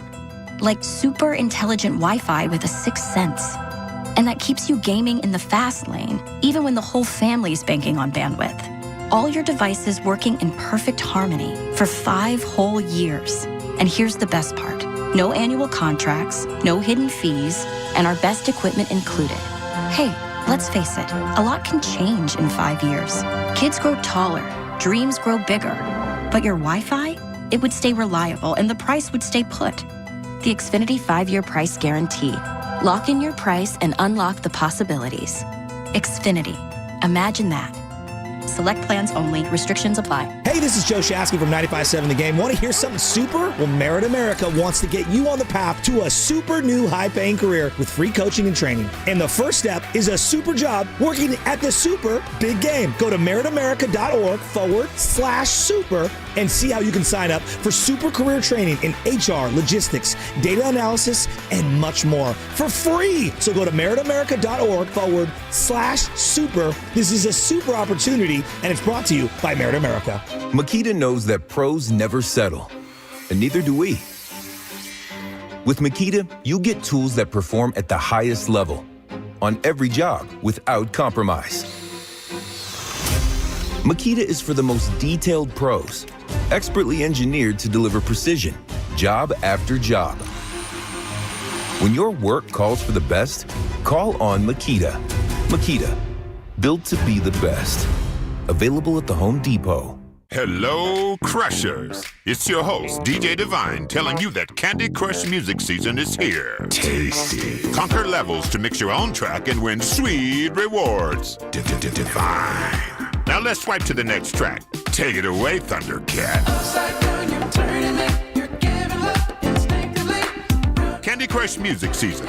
Play now. From November 3rd to December 7th, selected players level 36 plus. Terms apply. See in-game. Optional in-game purchases. Don't miss OAR and their 3 Decades tour at the Masonic in San Francisco on August 12th. Buy your tickets at livenation.com. And for your chance to win your way into the show, courtesy of Live Nation, enter online at 957thegame.com. Wow, look at these Black Friday deals on TVs. Samsung, Sony, and LG at the lowest prices of the year, even on their top-rated models. Now we can get that top-rated Samsung we were thinking about, but we'll need to get up early on Friday. These are great deals, but why wait? Video Only has all these deals right now. We can get what we want today, and they're even offering no-interest financing. So we can get these Black Friday deals right now at Video Only and pay it off later? Yep, and many of their prices are better than those flyers. Better than Black Friday? No wonder Video Only got those high scores when they rated TV stores. Let's head over now and beat the crowds. At Video Only, you won't find huge stores with refrigerators or dishwashers, but you will find the best deals on the best TVs, soundbars, and home theater systems. Shop around, but then make sure you visit Video Only, because if you don't, you'll be sorry. In Mountain View, San Mateo, Union City, Dublin, and San Rafael. Video Only. This is the story of the one. As a custodial supervisor at a high school, he knows that during cold and flu season, germs spread fast. It's why he partners with Grainger to stay fully stocked on the products and supplies he needs, from tissues to disinfectants to floor scrubbers. All so that he can help students, staff, and teachers stay healthy and focused. Call 1-800-GRAINGER, click Grainger.com, or just stop by. Grainger, for the ones who get it done. As a mom, comforting my family is what I do best. Vicks Vapor Stick provides soothing, non-medicated Vicks Vapors in an easy-to-apply stick, and it dries fast, so there's no mess. I use it to comfort myself and my family. Thanks, Mom. Vicks Vapo Stick, soothing comfort for the whole family. And try Vicks Vapo Shower Max for steamy Vicks Vapors when you need more comfort for yourself. Use as directed. You're listening to 95.7 The Game, KGMZ FM in HD1 San Francisco on Odyssey Sports Station. Always live on the free Odyssey app, Twitch, and YouTube. Powered by First NorCal Credit Union.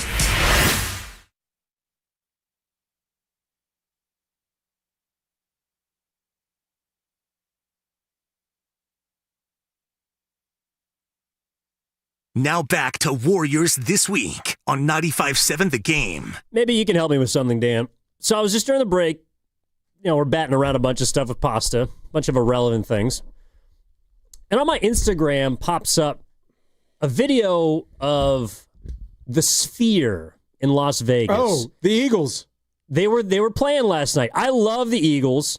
Let's go. I've never been to the Sphere. Have you been? No, but I have my sister just went. I just had this conversation with a buddy of mine yesterday, as a matter of fact. And he's been twice, and he's like, you got to put it on your bucket list. It's amazing. My sister was telling me they went to see the Eagles. It's amazing as you sit there, and they had like front row seats. And so the band's playing, but you're just with this, surrounded by this remarkable video show. And so it started off with, was it Hotel California, whatever it is? Yep. So there's this car that you see in the distance that is just like, it's coming sort of at you, and you're listening to the music, and then the car's getting closer. And all of a sudden the car's like coming right. It's one of those things you're like, everybody's like, whoa, you got to get out of the way. Just like, she was like, and she's pretty mellow, so she doesn't typically go to Vegas or these sort of things. And she was taken aback. Like, this is one of the most incredible things I've ever experienced. No, it looked like a 3D movie with one of the greatest bands that you could ever see. So have you ever been to the Academy of Sciences over in Golden Gate Park? Yeah. So you know how they have the planetarium? Yeah. They've ruined it, by the way. Really? When I was a kid, you didn't have to pay $50 to go to the thing. It was free, but go ahead. Well, they got to keep it up. I mean... Oh, I know. Dude, what's in his name? Claude the Crocodile has got to get... He needs A1 stuff, all right? He needs his food. So that costs money. It was really free to go to the Academy of Sciences. Back in the day, like the crocodiles would never move. And this showed you, like, you would throw pennies at the crocodile. You threw pennies at a crocodile? You'd see all the pennies on the crocodile. Oh, my God. And in the water, it's like a thing people did. That's why you miss it. I just went to Academy of Sciences nightlife, and it was $50 to get in. See? It's not $50. I forget what it was. Well, you probably had to pay for your significant other. Oh yeah, that's right. It's not as bad. It's like 25 plus You know, the way Pasta 5 just on top. embellishes without any hesitation, then he gets called on it. He's like, "Yeah, okay, I lied." Well, $50 is a lot for Pasta nowadays. He's got a lot going on. The guy's got his hands in a lot of different things.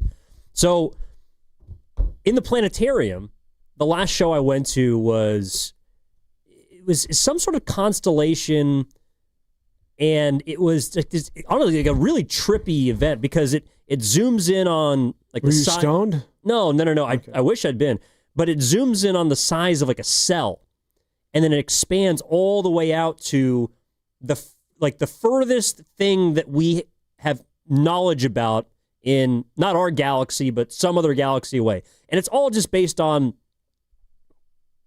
I don't know, like an hypothesis of how far the next galaxy and like the entire existence of life goes. And as it's zooming out from this cell, and then, it gets out to a mountain, and then to the atmosphere, and then the Milky Way, and the next galaxy. I'm just thinking this whole time, oh my God, like this is one of the craziest things I've seen. And that's how I imagine the sphere would be. Only you're listening to Joe Walsh shred on his electric guitar. And so the show that I was just watching on Instagram, it was like they were at this dinner table at the Hotel California, and they got a bunch of people in like these Jabberwockies looking masks. It just looks so trippy, man. We got to get out there. Yeah, she said, I think it concluded with Desperado. This is the way it was done. She said, like, people were in tears. Like, Desperado, it's a song that's been around for decades. That's actually one of the least listened to Eagles albums. So I think it's, Desperado.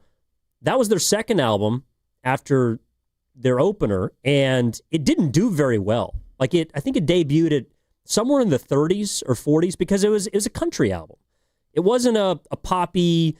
It doesn't sound like the first album. Certainly not One of These Nights. Definitely not Hotel California. But I was reading that it's one of their more influential albums because country rock.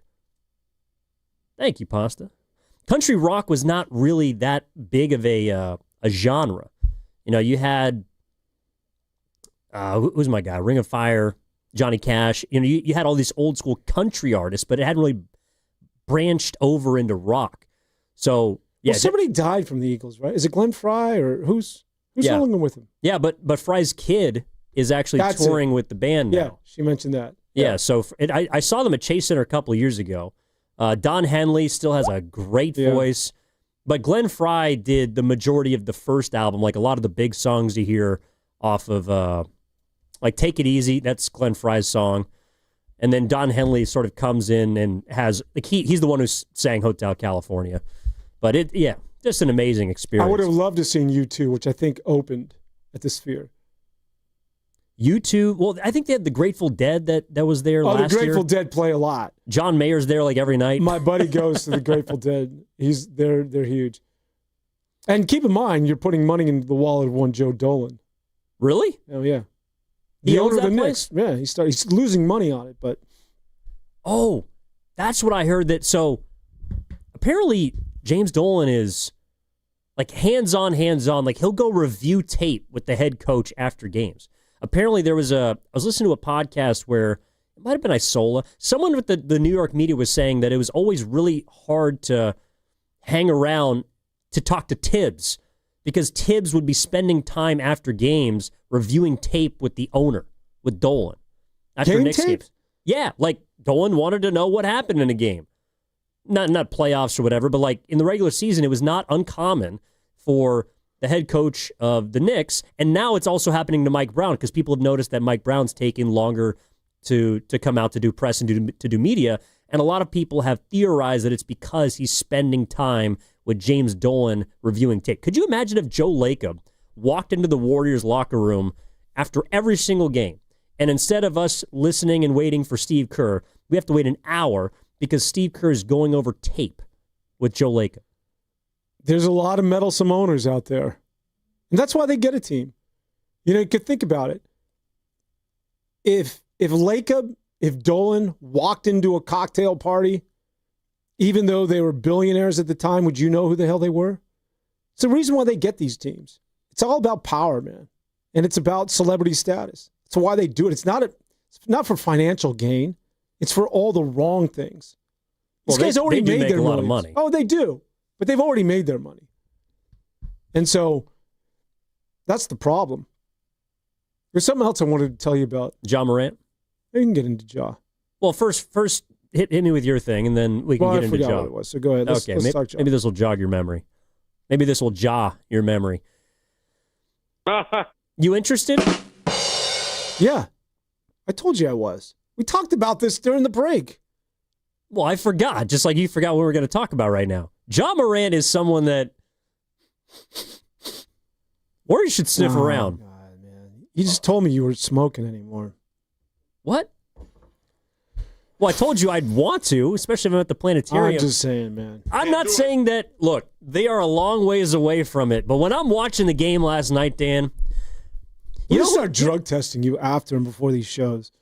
Preferably after. I got to get off it from the night before. Dan, you know what they needed last night against Denver? You talked about it. They needed a penetrator, someone that could get to the paint, someone that can put 2 feet inside the paint at all times. And you know who that was last night? Pat Spencer. I'm just saying that's someone that the Warriors, should take a look at. Are you done with your... Who thought that Jimmy Butler was going to be such a great fit for Golden State? Are you done with your drunken rant? Who thought that Jimmy Butler was going to be a guy to step into this locker room and just simply assimilate with Draymond Green? He's going to be best friends with Buddy Hield. Why couldn't that happen for Ja? Change of scenery goes a long ways. Puff, puff, pass. You need to pass. So no, you just don't like Ja Morant because he's going to steal minutes from Will Ja Richard. Morant, but here's why it will never happen. First of all, he costs too much money. Secondly, he's never going to leave Memphis. Why not? Because, and this is the reason why, when we see things from afar, there's nothing worse when you see guys at the network level or somebody's doing a popular show and they're talking about the Warriors and you're just like, no, that's not true. We follow the Warriors on a daily basis. What it is you're saying is just like, there's this NBA echo chamber, right? Like everybody piles on to what it is that they hear, and then the next guy says the exact same thing, and this is not true. First of all, in Memphis, he is so vital. Kind of like Giannis, but I would say even more so in terms of his popularity. And they're still trying to like economically, what's going on in Memphis in terms of trying to resurrect the downtown area, putting butts in the seats. If he was to leave Memphis, that would not only ruin that team economically, you talk about owners who understands that, but also financially in terms of what it is that would mean for dollars and cents to the city of Memphis. And I'm not getting melodramatic when I say that. And I think we all need to recognize that he's going to have to do a lot more than what it is that he's done in order for him to be traded. And when you talk to people from the Memphis area, I got a buddy who loves talking Memphis basketball, loves talking about Keith Lee. He always fills me in on this trivia of Memphis basketball. I'm like, bro, nobody cares about this. Like the other day, he's like, what would have been the greatest team? James Weissman and Cedric Coward. No, not Cedric Coward. Who's the guy who's out of Memphis? Cedric Coward. I think there's somebody out of James Memphis. Wiseman went to Memphis. I know, but there's somebody else out of Memphis. It's a rookie this year. Penny Hardaway? I think it's Cedric Coward. Look it up. Cedric Coward went to Eastern Washington. I know, but I think he's from Memphis? Can you look that up? I want to say he's from the Memphis area. Pasta? I'm not going to say another word until I know he's from Memphis. He's from Fresno. I think it's Cedric Coward. He's from Memphis? He is from Memphis. There you go. Yeah, I know he had a cup of coffee in Fresno. I know everybody in the Central Valley. Cedric Coward grew up in Fresno and attended Central High School in Fresno, California. Maybe he was born in Memphis. I don't know. Well, Pasta, are you lying? Who are you looking at, Pasta? I'm using the little AI Google thing, and it wronged me, I guess. This is what's happening to our rely world. on. This is what's happening to our world. Okay, well, he just told me that Cedric Coward and maybe he was born there. I'm not sure. Weissman could have been on the same team.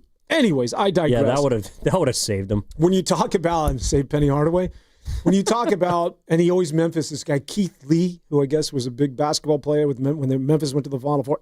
Anyways, he intimately tells me that Ja Morant isn't going anywhere. And then he takes it a step further, and this guy, how do you say his name? Who replaced Taylor Jenkins? Tomas Lisalo? Something like that, yeah. He's the new head coach. The male model. Apparently, this guy is very old school, and he comes from European basketball. And what that means is that he's very aware of sort of the passive-aggressive nature in NBA basketball teams, clubhouses, where, every player now has their own personal coach.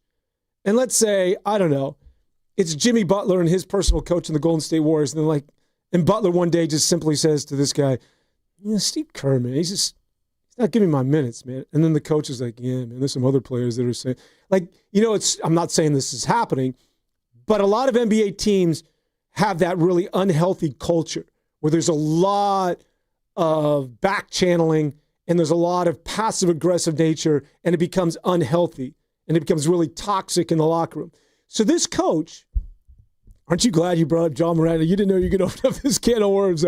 No, I didn't. So this new coach comes to Memphis, and he's like, look, I'm going to tell you guys straight up, and I mean this, that if you make a mistake, I'm not telling anybody else. I'm not telling assistant coaches. I'm going to tell you. I'm going to go right to your face. And so everybody knew this, and they're like, we're going to set our watch to when it is you go after John Morant, because John Morant is not going to take that sitting down, and he's going to go back after you, and it's going to get ugly. Sure enough, he had him in the team meeting. He said, Ja, this is something we don't do. And he dressed him down for a good 5 minutes. Ja stood up and said, you know what you can do with that, and went right back at him with F-bombs and every expletive. Stick it up our ass. Is that Jerry Jones? And then the suspension ensues. So this can go one of two ways. Either John Morant can stay rogue, or he can buy into this new system. But everything that's happened, I'm telling you, was forecasted by a lot of people that are familiar with the Memphis Grizzlies. And I think at the end of the day, not only is he going to come back into the fold, Brandon Clark's going to get healthy. Your boy Zach Edey. I know Zach Edey can be a joke to a lot of people, but he's an impactful basketball player. Get him out. Shout out Big Maple. And then Ty Jerome, who is a guy that they got from Cleveland. Did he win the Sixth Man of the Year? He's a strong candidate. I think it was Pritchard, but he was second or third. When those guys come back, Jaren Jackson begins to play better, and then John Morant becomes John Morant. Memphis is going to make some noise before it's all said and done with. I think they're going to be a bottom 5 team. Mic drop. You know what's going to happen? You're right. Ty Jerome's going to come back. Scottie Pippen Jr., who you left out, is going to come back. Zach Edey's going to get healthy. Brandon Clark's going to get healthy. And John Morant's going to become expendable. And they're getting rid of Ja. Do you know how many teams? Did you just not listen to my 8-minute dissertation?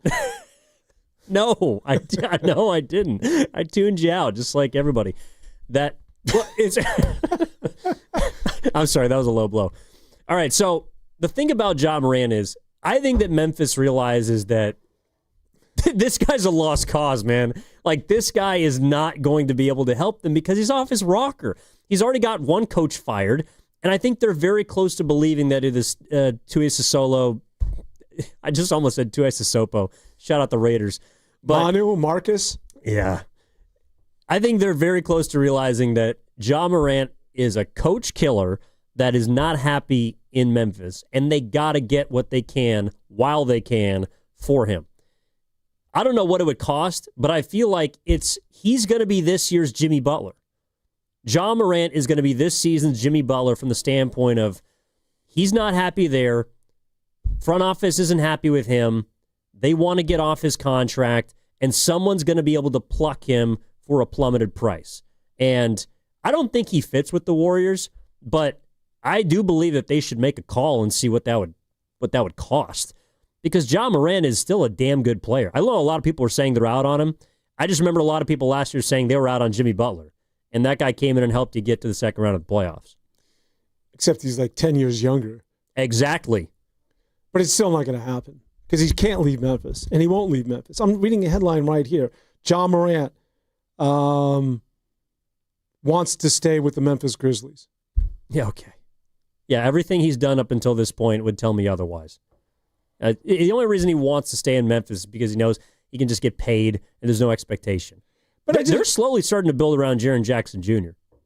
John Moran is, telling you, it's getting phased out. Now, I don't think that Memphis is a bad team, but while he's there, it's too toxic. They're better than New Orleans because they don't have Jordan Poole. Oh, well, he got benched, by the way.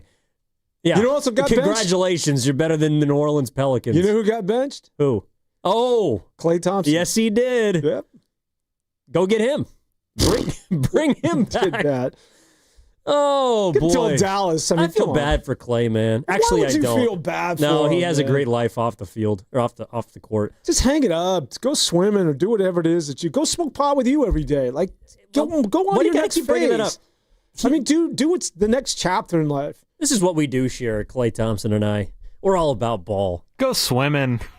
Yeah, in the ocean, of which people are appalled to find out that you do without a wetsuit. I cannot believe Dallas has no point guard. Like, that is just, there's There's bad. a lot of teams that don't have a point guard. The Warriors didn't have a point guard last night. They had pods. Dallas has the worst offense in the NBA. I know. They have. Have you seen like their offensive rating? It's the worst. But it's like 2004 Pistons bad. It's really bad. And it's because J. Kidd, he did this with Giannis too, by the way. I don't know if people remember, but Jason Kidd, when he was head coach of the Milwaukee Bucks, made Giannis Antetokounmpo the point guard. And that benefited him in the long run after J. Kidd got fired. I think Jason Kidd is like just all in on Cooper Flagg. And he's only there to develop him, which is ironic because the whole selling point of getting Anthony Davis and pairing him with Kyrie, and oh, by the way, trading a real point guard, Luka Doncic, was about winning. And they've just taken steps back. And the fact that they did not get Austin Reeves, which is, I mentioned this last week. He could also play point. Yeah. Can we somehow bring this back to the Golden State Warriors? Oh, there was something I was thinking about. Guess this. not. No. There was a Draymond Green angle to this. Oh, he got into another it with reason. Kevin Durant. Did you Well, see the he special? did. No, okay, we could talk about that. But no, the thing with Ja is. Oh, he's going to play with Draymond now? No. I kind of understand what Draymond was saying. He was talking on a podcast about how you don't suspend star players. And all I could think of is like, well, of course you would feel that way. Right? You punched a teammate and didn't get suspended. But I also kind of understand because that's one of the reasons why I feel like Ja Morant is eventually going to split in Memphis is because you can't suspend him for cussing out a coach. That's just par for the course in the NBA. The amount of guys that have spats and arguments off the floor. It'd be different if it happened in a game and you're just, it's just straight up anarchy. But behind closed door in a locker room, you can get over that. Yeah, but again, it's Lisalo who I think initiated it. And I sort of appreciate, because it's one of those moments in basketball because it's become a players' league, right? The NBA is about the players. Yeah. And so this coach is like, I'm not going to cater to you, and I'm not going to talk around your back. I'm going to address you when you make a mistake. But with all due respect, who are you? It really, you could say that, and maybe he's gone in a year or two. But I can appreciate the fact that he's doing it his way because it has gotten a little. Or would you rather have? You know who's more passive aggressive than anybody? His name's LeBron James. Everything that he does, 10 days away from his debut. Not unlike that of the other guy that I despise. That being one, Aaron Rodgers, speaking in riddles and all this crap. And what they did to Darvin Ham, like just go to Darvin Ham or go to somebody and just say he needs to go as our head coach. We want him out instead of this circuitous. There's that word again. Instead of this roundabout way being passive aggressive and dropping these hints at press conferences, I can't stand that sort of behavior. And so the NBA is a lot of that. So this guy for the Memphis Grizzlies is saying, look, I know it's a players' league, but you're going to have to do it my way or you're going to have to fall in line. Otherwise, this isn't going to work. Oh, yeah, and John Moran's just going to fall in line because the Finn, what's he? I don't know. He's Scandinavian. Here's the other thing my buddy points out. He's like, you guys, meaning if you don't live in the Memphis area, think that he's getting traded over this? This is nothing to Do we have to remind you? No, of but what it could is be the that straw that broke the camel's back. Like, if he's not brandishing guns and threatening to shoot people, this is nothing. By the way, well, the one argument I will By the hear, way, what's going on with the former wide receiver of the Pittsburgh Steelers, speaking of shooting people? A.J. Brown? Forget it. All right, let's move on. Oh, my God. Did you see this? Yeah, I saw he got arrested. You better be careful. He got brought back to the U.S. That is a classic example of CTE gone wrong. Right? I mean, good Lord. You watch some interviews of his from before that hit by Vontaze Burfict? Totally different dude. Well, still a little wacky, but yeah, no, I get it. No, but he was not a problem. Remember in when he was Pittsburgh. with the Raiders? That was after he got hit, though. I know. No. The guy is a maniac. Yeah. Now, I'm saying before he got sent to the shadow realm by Vontaze Burfict, he was somewhat of a normal cat. Somebody sent me a meme, and this isn't even funny, but they're like, this is Cam Scattaboo in 5 years, and it was this guy trying to spell the word red. PFRC. Dude, him and Jackson Dart. Jackson Dart, I don't think has run out of bounds or slid one time in the NFL. He's just a heat-seeking missile. He plays quarterback like a fullback. All right, Pasta wants us to get out of here because we need to get back on track. What are you going to tease? You've been asking me this question the whole show. I don't know, Dan. What am I going to tease? When we come back on the other side, we're going to talk about the Warriors. I'll get you something stiff. Oh, How about, yeah, that's sitting right next to Dan. We'll get back into business. 888-957-9570 is the number. Warriors This Week continues. This year's ratings of the best TVs just got published, and Samsung, LG, and Sony scored the highest. Also, they warned about the poor performance of the bargain brands promoted at some stores. So where can you get the best deal on the top-rated TVs? At the club? Online? Nope. At Video Only. They've got their better than Black Friday deals on right now. Don't be sorry. Check out Video Only before you buy. Comcast Business can help turn your small business into a connected, secure, modern business. It's how restaurants become reliably up and running neighborhood favorites. How healthcare offices become the data-protecting caregivers that we all depend on. And how wealth management firms become cyber-securing guardians of your information. With reliable connectivity, enhanced cybersecurity, and Wi-Fi backup, your business can stay connected and get threat-ready with Comcast Business. Powering possibilities. Now through November 16th, new Comcast Business customers can get started with 150 megabit internet plus security for $59.99 a month for 12 months with a 2-year agreement. Plus, ask how to get a $500 prepaid card on a qualifying gig package. Call today. Restrictions apply. Requires enrollment in paperless billing and auto pay with bank account. Early termination fee applies. Equipment, taxes, and fees extra. This is Larry Flick, owner of The Floor Store. You know that thing that snuck up on you last year called the holidays? Well, they're coming again. But it's okay, because our pre-holiday sale is already here. Now through November 17th. Everything in the store is 30% off. Carpet, hardwood, laminate, waterproof flooring, I mean everything. An installation before the holidays is guaranteed. The holidays are coming, and this time you'll be ready. Go to floorstores.com to find the nearest of our 11 showrooms, from Santa Rosa to San Jose. The Floor Store, your Bay Area flooring authority. When businesses thrive, communities score. That's why Bank of America is the official bank of FIFA World Cup here in the Bay Area. And our more than 110 local business specialists are ready to help your business win. What would you like the power to do? Learn more at bankofamerica.com/local business. Bank of America, official bank of FIFA World Cup 2026. Bank of America Corporation, all rights reserved. A California without big tobacco?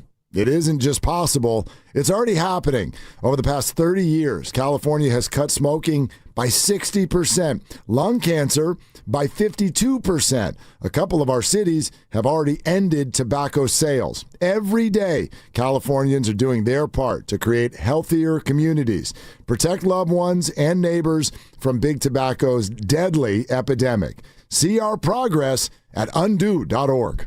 95.7 The Game and Great Clips have teamed up for the new basketball season. We want our listeners to look fresh with a great haircut from Great Clips. Each week, we'll pick a lucky winner to score a gift card. For a chance to win, courtesy of Great Clips, enter online at 957thegame.com. The Golden State Warriors are back, and there's nothing more refreshing than an ice-cold Surfside to enjoy while you cheer on your Warriors. Surfside is only 100 calories, 2 grams of sugar, and 0 bubbles. That's right, no carbonation, so it's easy to sip and enjoy. It's not a seltzer, it's Surfside, proud partner of the Golden State Warriors. Sold in arena and at bars, restaurants, and stores near you. Must be 21. Please drink responsibly. I spent 14 years in foster care, mostly in group homes. I slept in a lot of different rooms, but none of them really felt like mine. There are more than 100,000 children in foster care waiting to be adopted. The Dave Thomas Foundation for Adoption is working to help find them a permanent home. Now I have my own room, a place that's mine, and a family who loves and supports me. If you have room in your home or your heart, see how you can help at davethomasfoundation.org. Check engine or ABS light on? Take the guesswork out of your warning lights with O'Reilly Veriscan. It's free. Ask for O'Reilly Veriscan. O'Reilly Auto Parts. Snakes, zombies, public speaking. The list of fears is endless. But the real danger is in your hand when you're behind the wheel. Distracted driving is what's really scary and even deadly. Eyes forward. Don't drive distracted. Brought to you by NHTSA and the Ad Council. Bay Area, get ready for the return of AC/DC when they take over Levi's Stadium on August 5th with their Power Up Tour. Buy your tickets at Ticketmaster.com, and for your chance to win your way into the show, courtesy of Another Planet, enter online at 957thegame.com.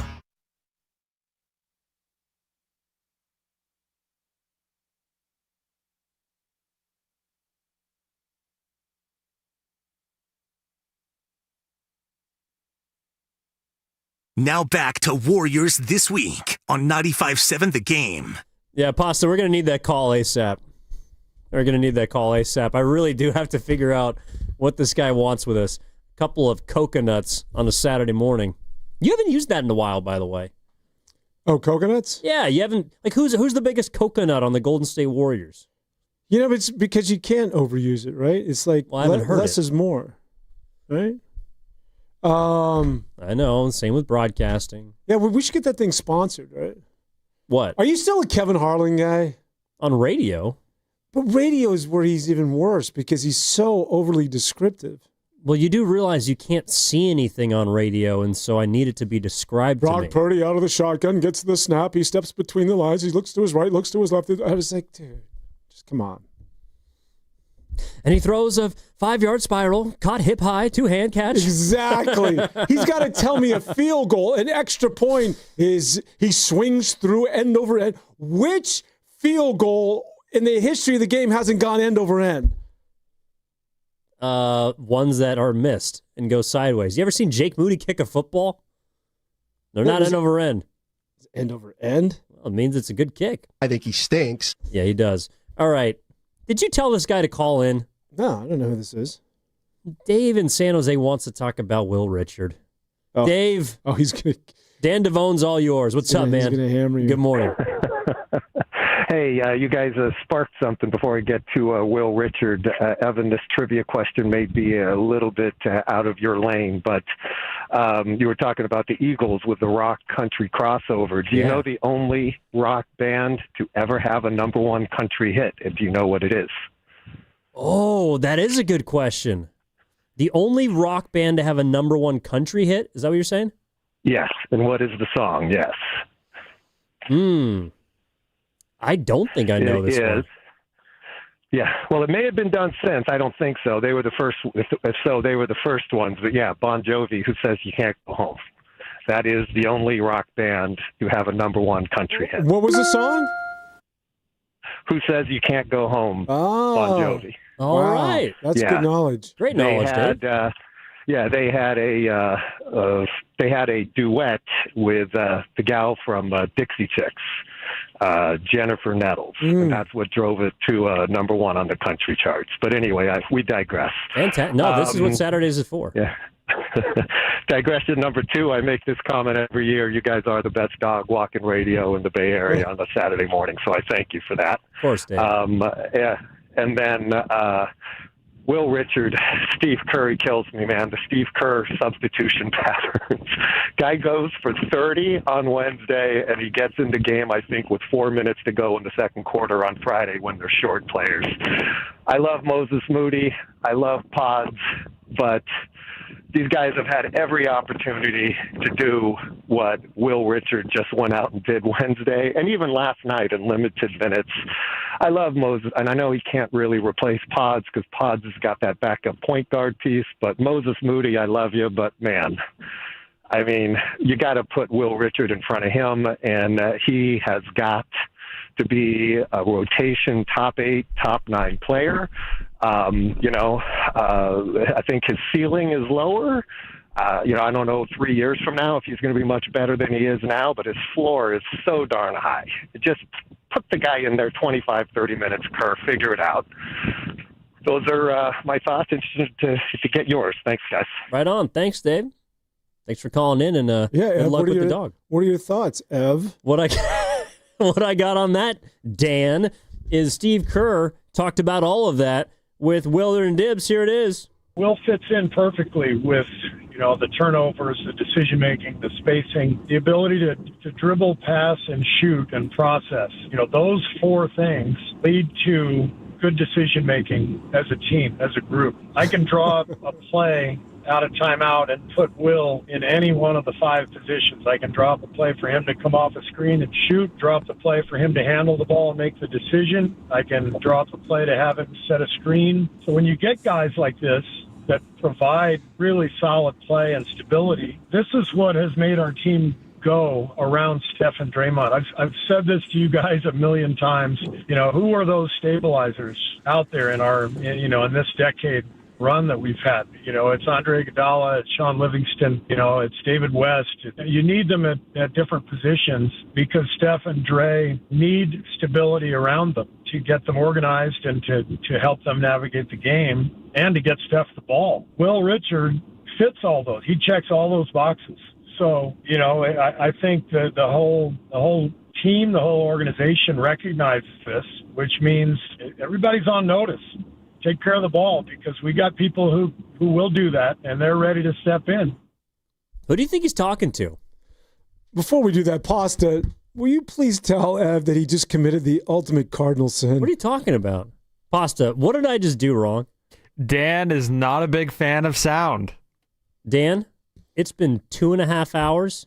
That's the first cut I've played today. Unless it's Allen Iverson saying practice 35 times in a soundbite, maybe. On second thought, Evan, I think we should just replay the Michael Jordan segment just for Dan, because I know how much he loves that segment. Yeah, all 5 minutes of it. By the way, okay, I understand maybe you don't like sound. That was supposed to aid your point, though. I was playing that to back you up. Steve Kerr's on your side. He says, hey, vets, take care of the damn rock, because I got this 56th pick in here, this rook, that's going to steal your minutes. So, I think I was corrupted by Sam Lubman, who would play a 12-minute bite from Bob Melvin talking middle inning relief. Well, you didn't have to call him out like that. I love Sam. Well, I can do that because Sam's a friend. And because you listened to 17 Bob Melvin cuts a show. Justin Verlander's fastball velocity. Oh, God. No, that was Steve. So, seriously, who do you think he's talking to? Like, Will Richard is here to steal veterans' minutes. Who is he talking to? Pajemski. I don't know. He might be talking to Pods, but the issue is... Oh, I see. So he's creating some sort of internal competition. Well, I think that's what he's trying to do, because he's trying to get guys to play harder. But unfortunately, I think he's not a great ball handler, but like Will Richards doesn't handle the ball. Richard, there's no S. Richard, sorry. He doesn't handle the ball. Like Richard's he's a good cutter. I think he's a good decision maker. He's a capable shooter, but he doesn't really put the ball on the deck. And I think that's one of the issues with Pods is there's no one else that is willing to do it, and he's ambitious enough to think that he can, which he can't. When I see Will Richard play, I just see a guy who has the ability to be a potentially impactful two-way player. And those are obviously not only coveted by the Warriors, but coveted by the NBA. And the fact that the Warriors have one of those and stumbled on one of those And I get it. You can make comparisons between him, Trace Jackson-Davis, and the other guy who went in the 50s last year, Quentin Post. Very different. Those guys do not have the athleticism that this guy has. Both of those guys are limited. Quentin Post can't guard anybody in lateral movement. He can shoot it, and he can be that quote-unquote stretch, but you're giving up a lot on the defensive end because his lateral movement is sort of non-existent. And then Trace Jackson-Davis. I still think Trace Jackson-Davis is another guy that needs more minutes because he's spry and he's active around the rim, but he's limited because he's the polar opposite of Quentin Post. He can't go outside. No, he's not going to draw anybody out there. Yeah, and I just think it's hard to evaluate TJ in a night like last night where you have to guard Jokic. I mean, he's going to kill everybody. Let me ask you something. Yeah. So you got Wembanyama and the Spurs coming up. Mm-hmm. How are they going to defend him? They aren't. They are not going to defend Victor Wembanyama. I mean, nobody can really defend him. I get it. But the Suns can. You see what they did to him? Yeah. I mean, just constricted. Yeah. They put him in a torture chamber. They got smaller people on him. Well, they got him off his spot. Yeah, they played zone and just basically muscled him out of the way. Yeah, that's a game where you hope that Horford's there, and then you just try and throw different people at him and pray to God that he misses because he can shoot over everybody. Which you know what they're doing now. And you saw it to a certain degree last night, is that they're just, and this is not going to last very long, but they're sending double, triple teams at him, and they're just basically saying, we don't think you, meaning San Antonio, you have enough players right now that can make us pay. Well, he's also he's a willing passer, but he's not as dangerous as someone like Jokic or Şengün's a pretty good passer too, and you can't really double him. But they're going to win one of those games, by the way, in San Antonio. The second one, maybe? No, just one of them. They just got to win one of them. They're not going to win the first one unless they sit everybody against OKC. Well, they might. There's no way in hell they're going in against OKC and the next night beating San Antonio. They're going to win one of those games, Dan. Book it. Devin, book it. Pasta, seriously. Before he sits down every day, every show, just remove all his drugs, all the paraphernalia, all the pipes. How do you expect me to do that? The flask that he has on the inside of his jacket. By the way, again, I don't do this often, but you should be thanking me. I didn't go out last night. You didn't, did you? No, because I had 8 hours of basketball. You looked fresh. You get the haircut. I had 8 hours of basketball to call yesterday. I couldn't go out. I was dead. The haircut is really good. I appreciate that. Yeah, it was in Moraga for 12 hours yesterday. By the way, I got an hour-long master class. I got to sit in on basically like a Randy Bennett practice. For those who don't know, Randy Bennett's the head coach of St. Mary's. Been around for 25 years. Legend. That dude runs a tight ship. Yeah. Like, I felt like I was in a crash course for dummies of just how to guard a team that plays 5-out basketball, which is what the team that are playing last night plays. Like, Chattanooga shoots a lot of threes. And he just was drilling all of his guys for like an hour. It was impressive, man. I don't think I understood a lot of the lingo, kind of the verbiage. Oh. So I would have liked to maybe follow up, Ras, like, hey, what does that mean? Was that Tennessee, Chattanooga? What's the official? Chattanooga. Like is that where I want to Terrell Owens? Terrell Owens. Yeah, okay. that's where he went. Yeah, all right.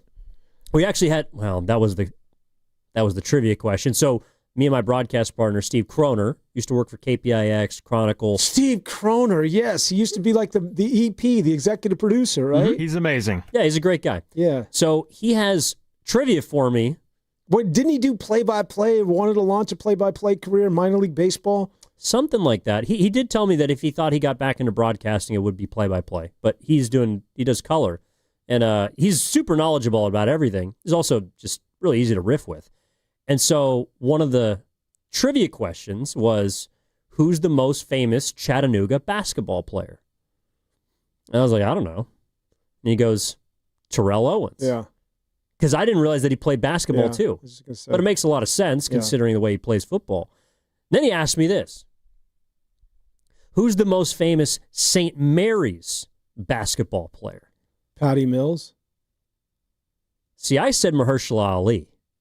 I don't know who that is. He's an Academy Award winner.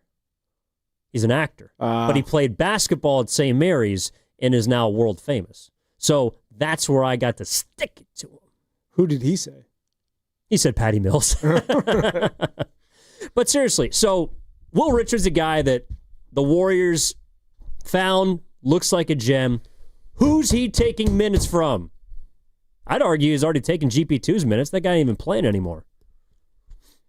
It's not about taking minutes. Well, that's how he's going to be in the rotation. He's got to be ahead of some guys. He's going to take minutes, but you're making it sound as though the guys in front of him are irreplaceable. There's warts on all of these dudes, aside from Steph Curry, Draymond, and Jimmy Butler.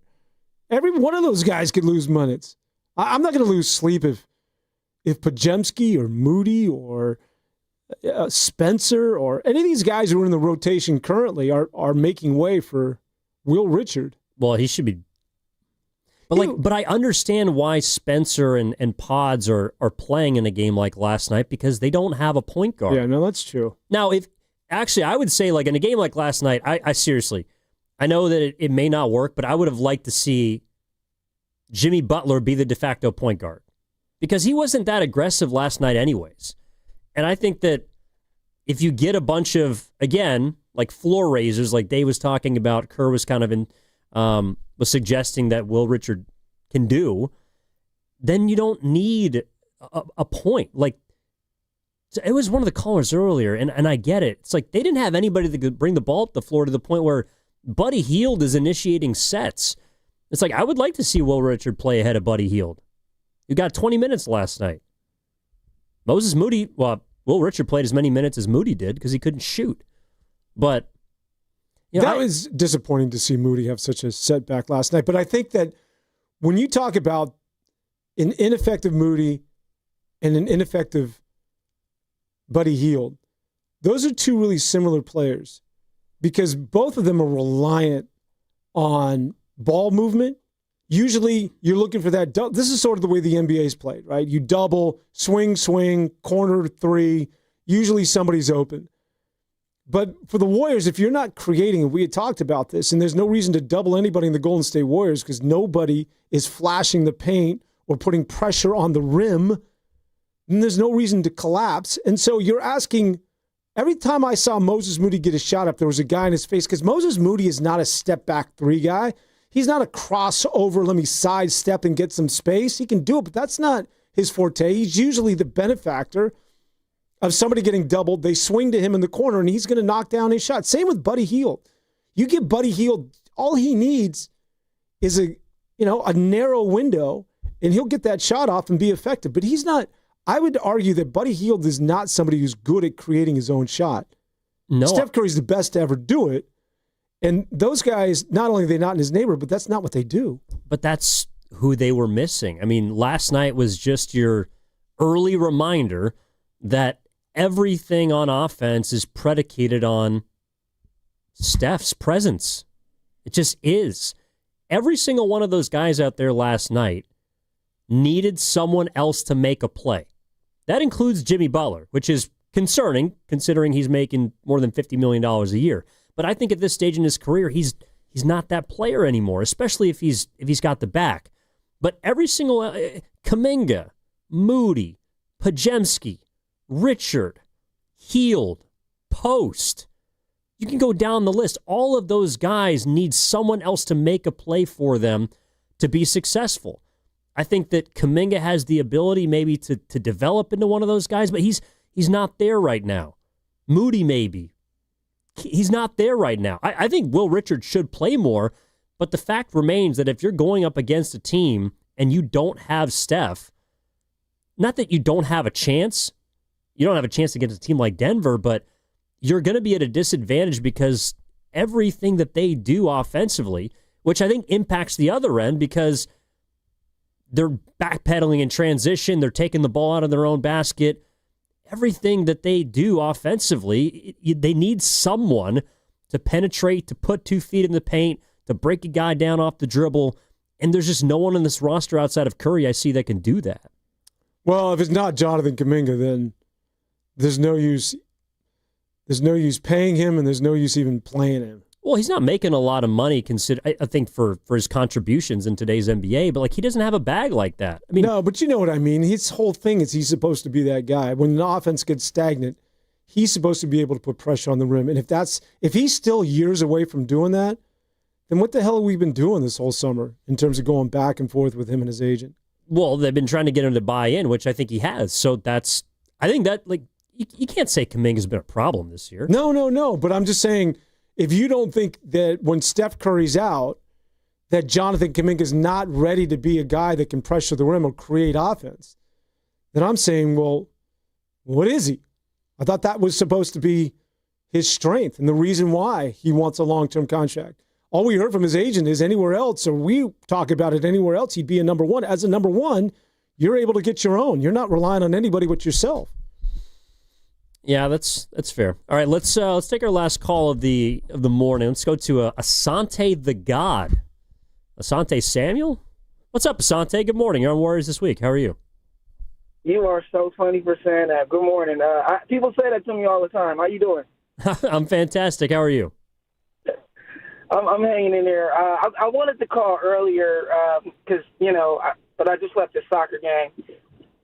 To be honest with you, I think that, I honestly, look, I've seen this issue for years now, and I understand we went to the playoffs last year, and we have potential to go every year. I honestly don't see that. I think there needs to be a change of culture, to be honest with you. I don't know what this old man basketball is. I don't know. I honestly hope Steve Kerr can hear this. But, dude, you need to really just kick back and ride off into the sunset. Trade everybody. Bring in Larry Marketing, John Morant, roll with Real Richards, who's my neighbor. He lives upstairs from me. I hope he hears this. Kuminga got to go. Kuminga don't even really know how to hoop. I feel like he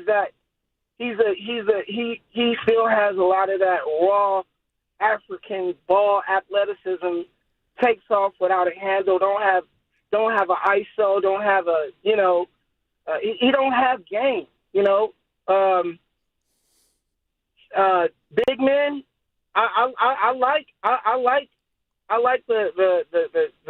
the post and the Jackson. What's his name? Jackson. Trace Jackson Davis. But yeah.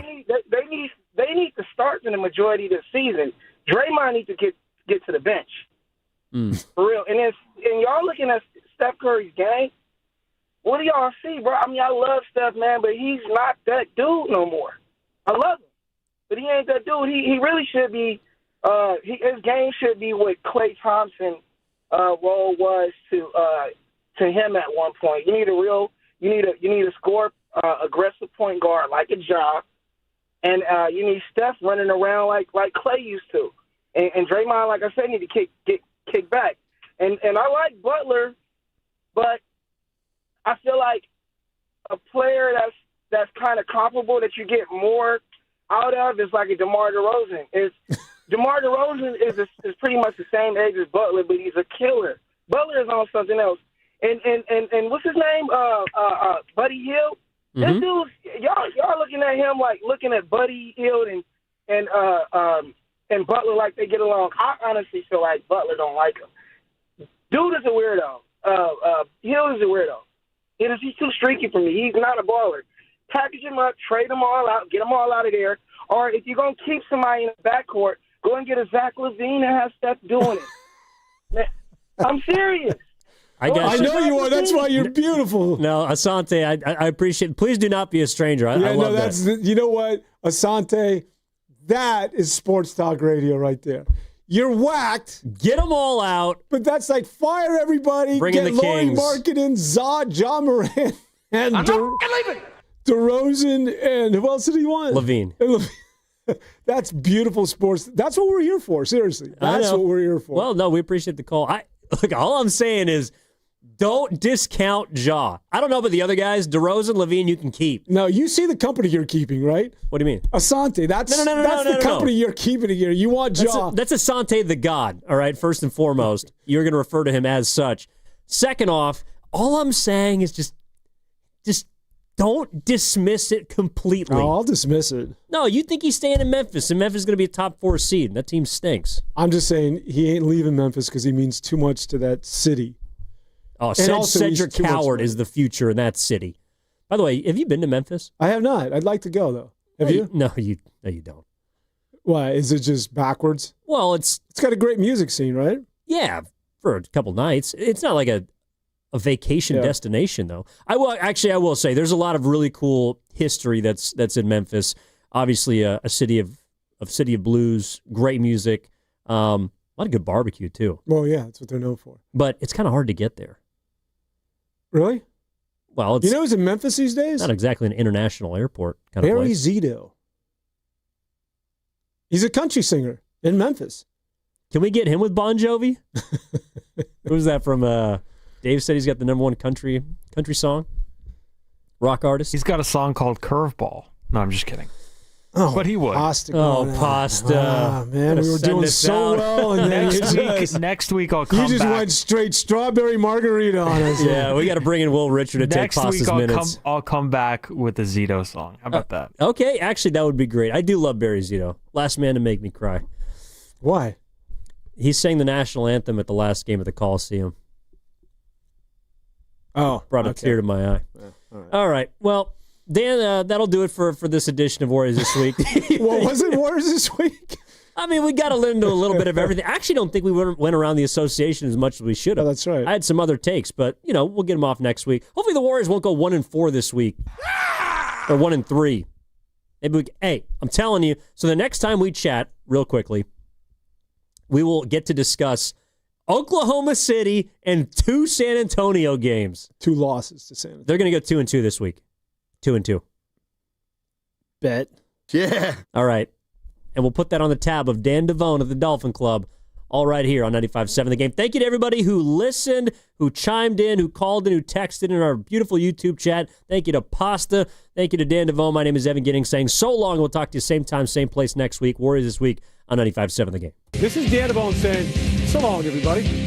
Wow, look at these Black Friday deals on TVs. Samsung, Sony, and LG at the lowest prices of the year, even on their top-rated models. Now we can get that top-rated Samsung we were thinking about, but we'll need to get up early on Friday.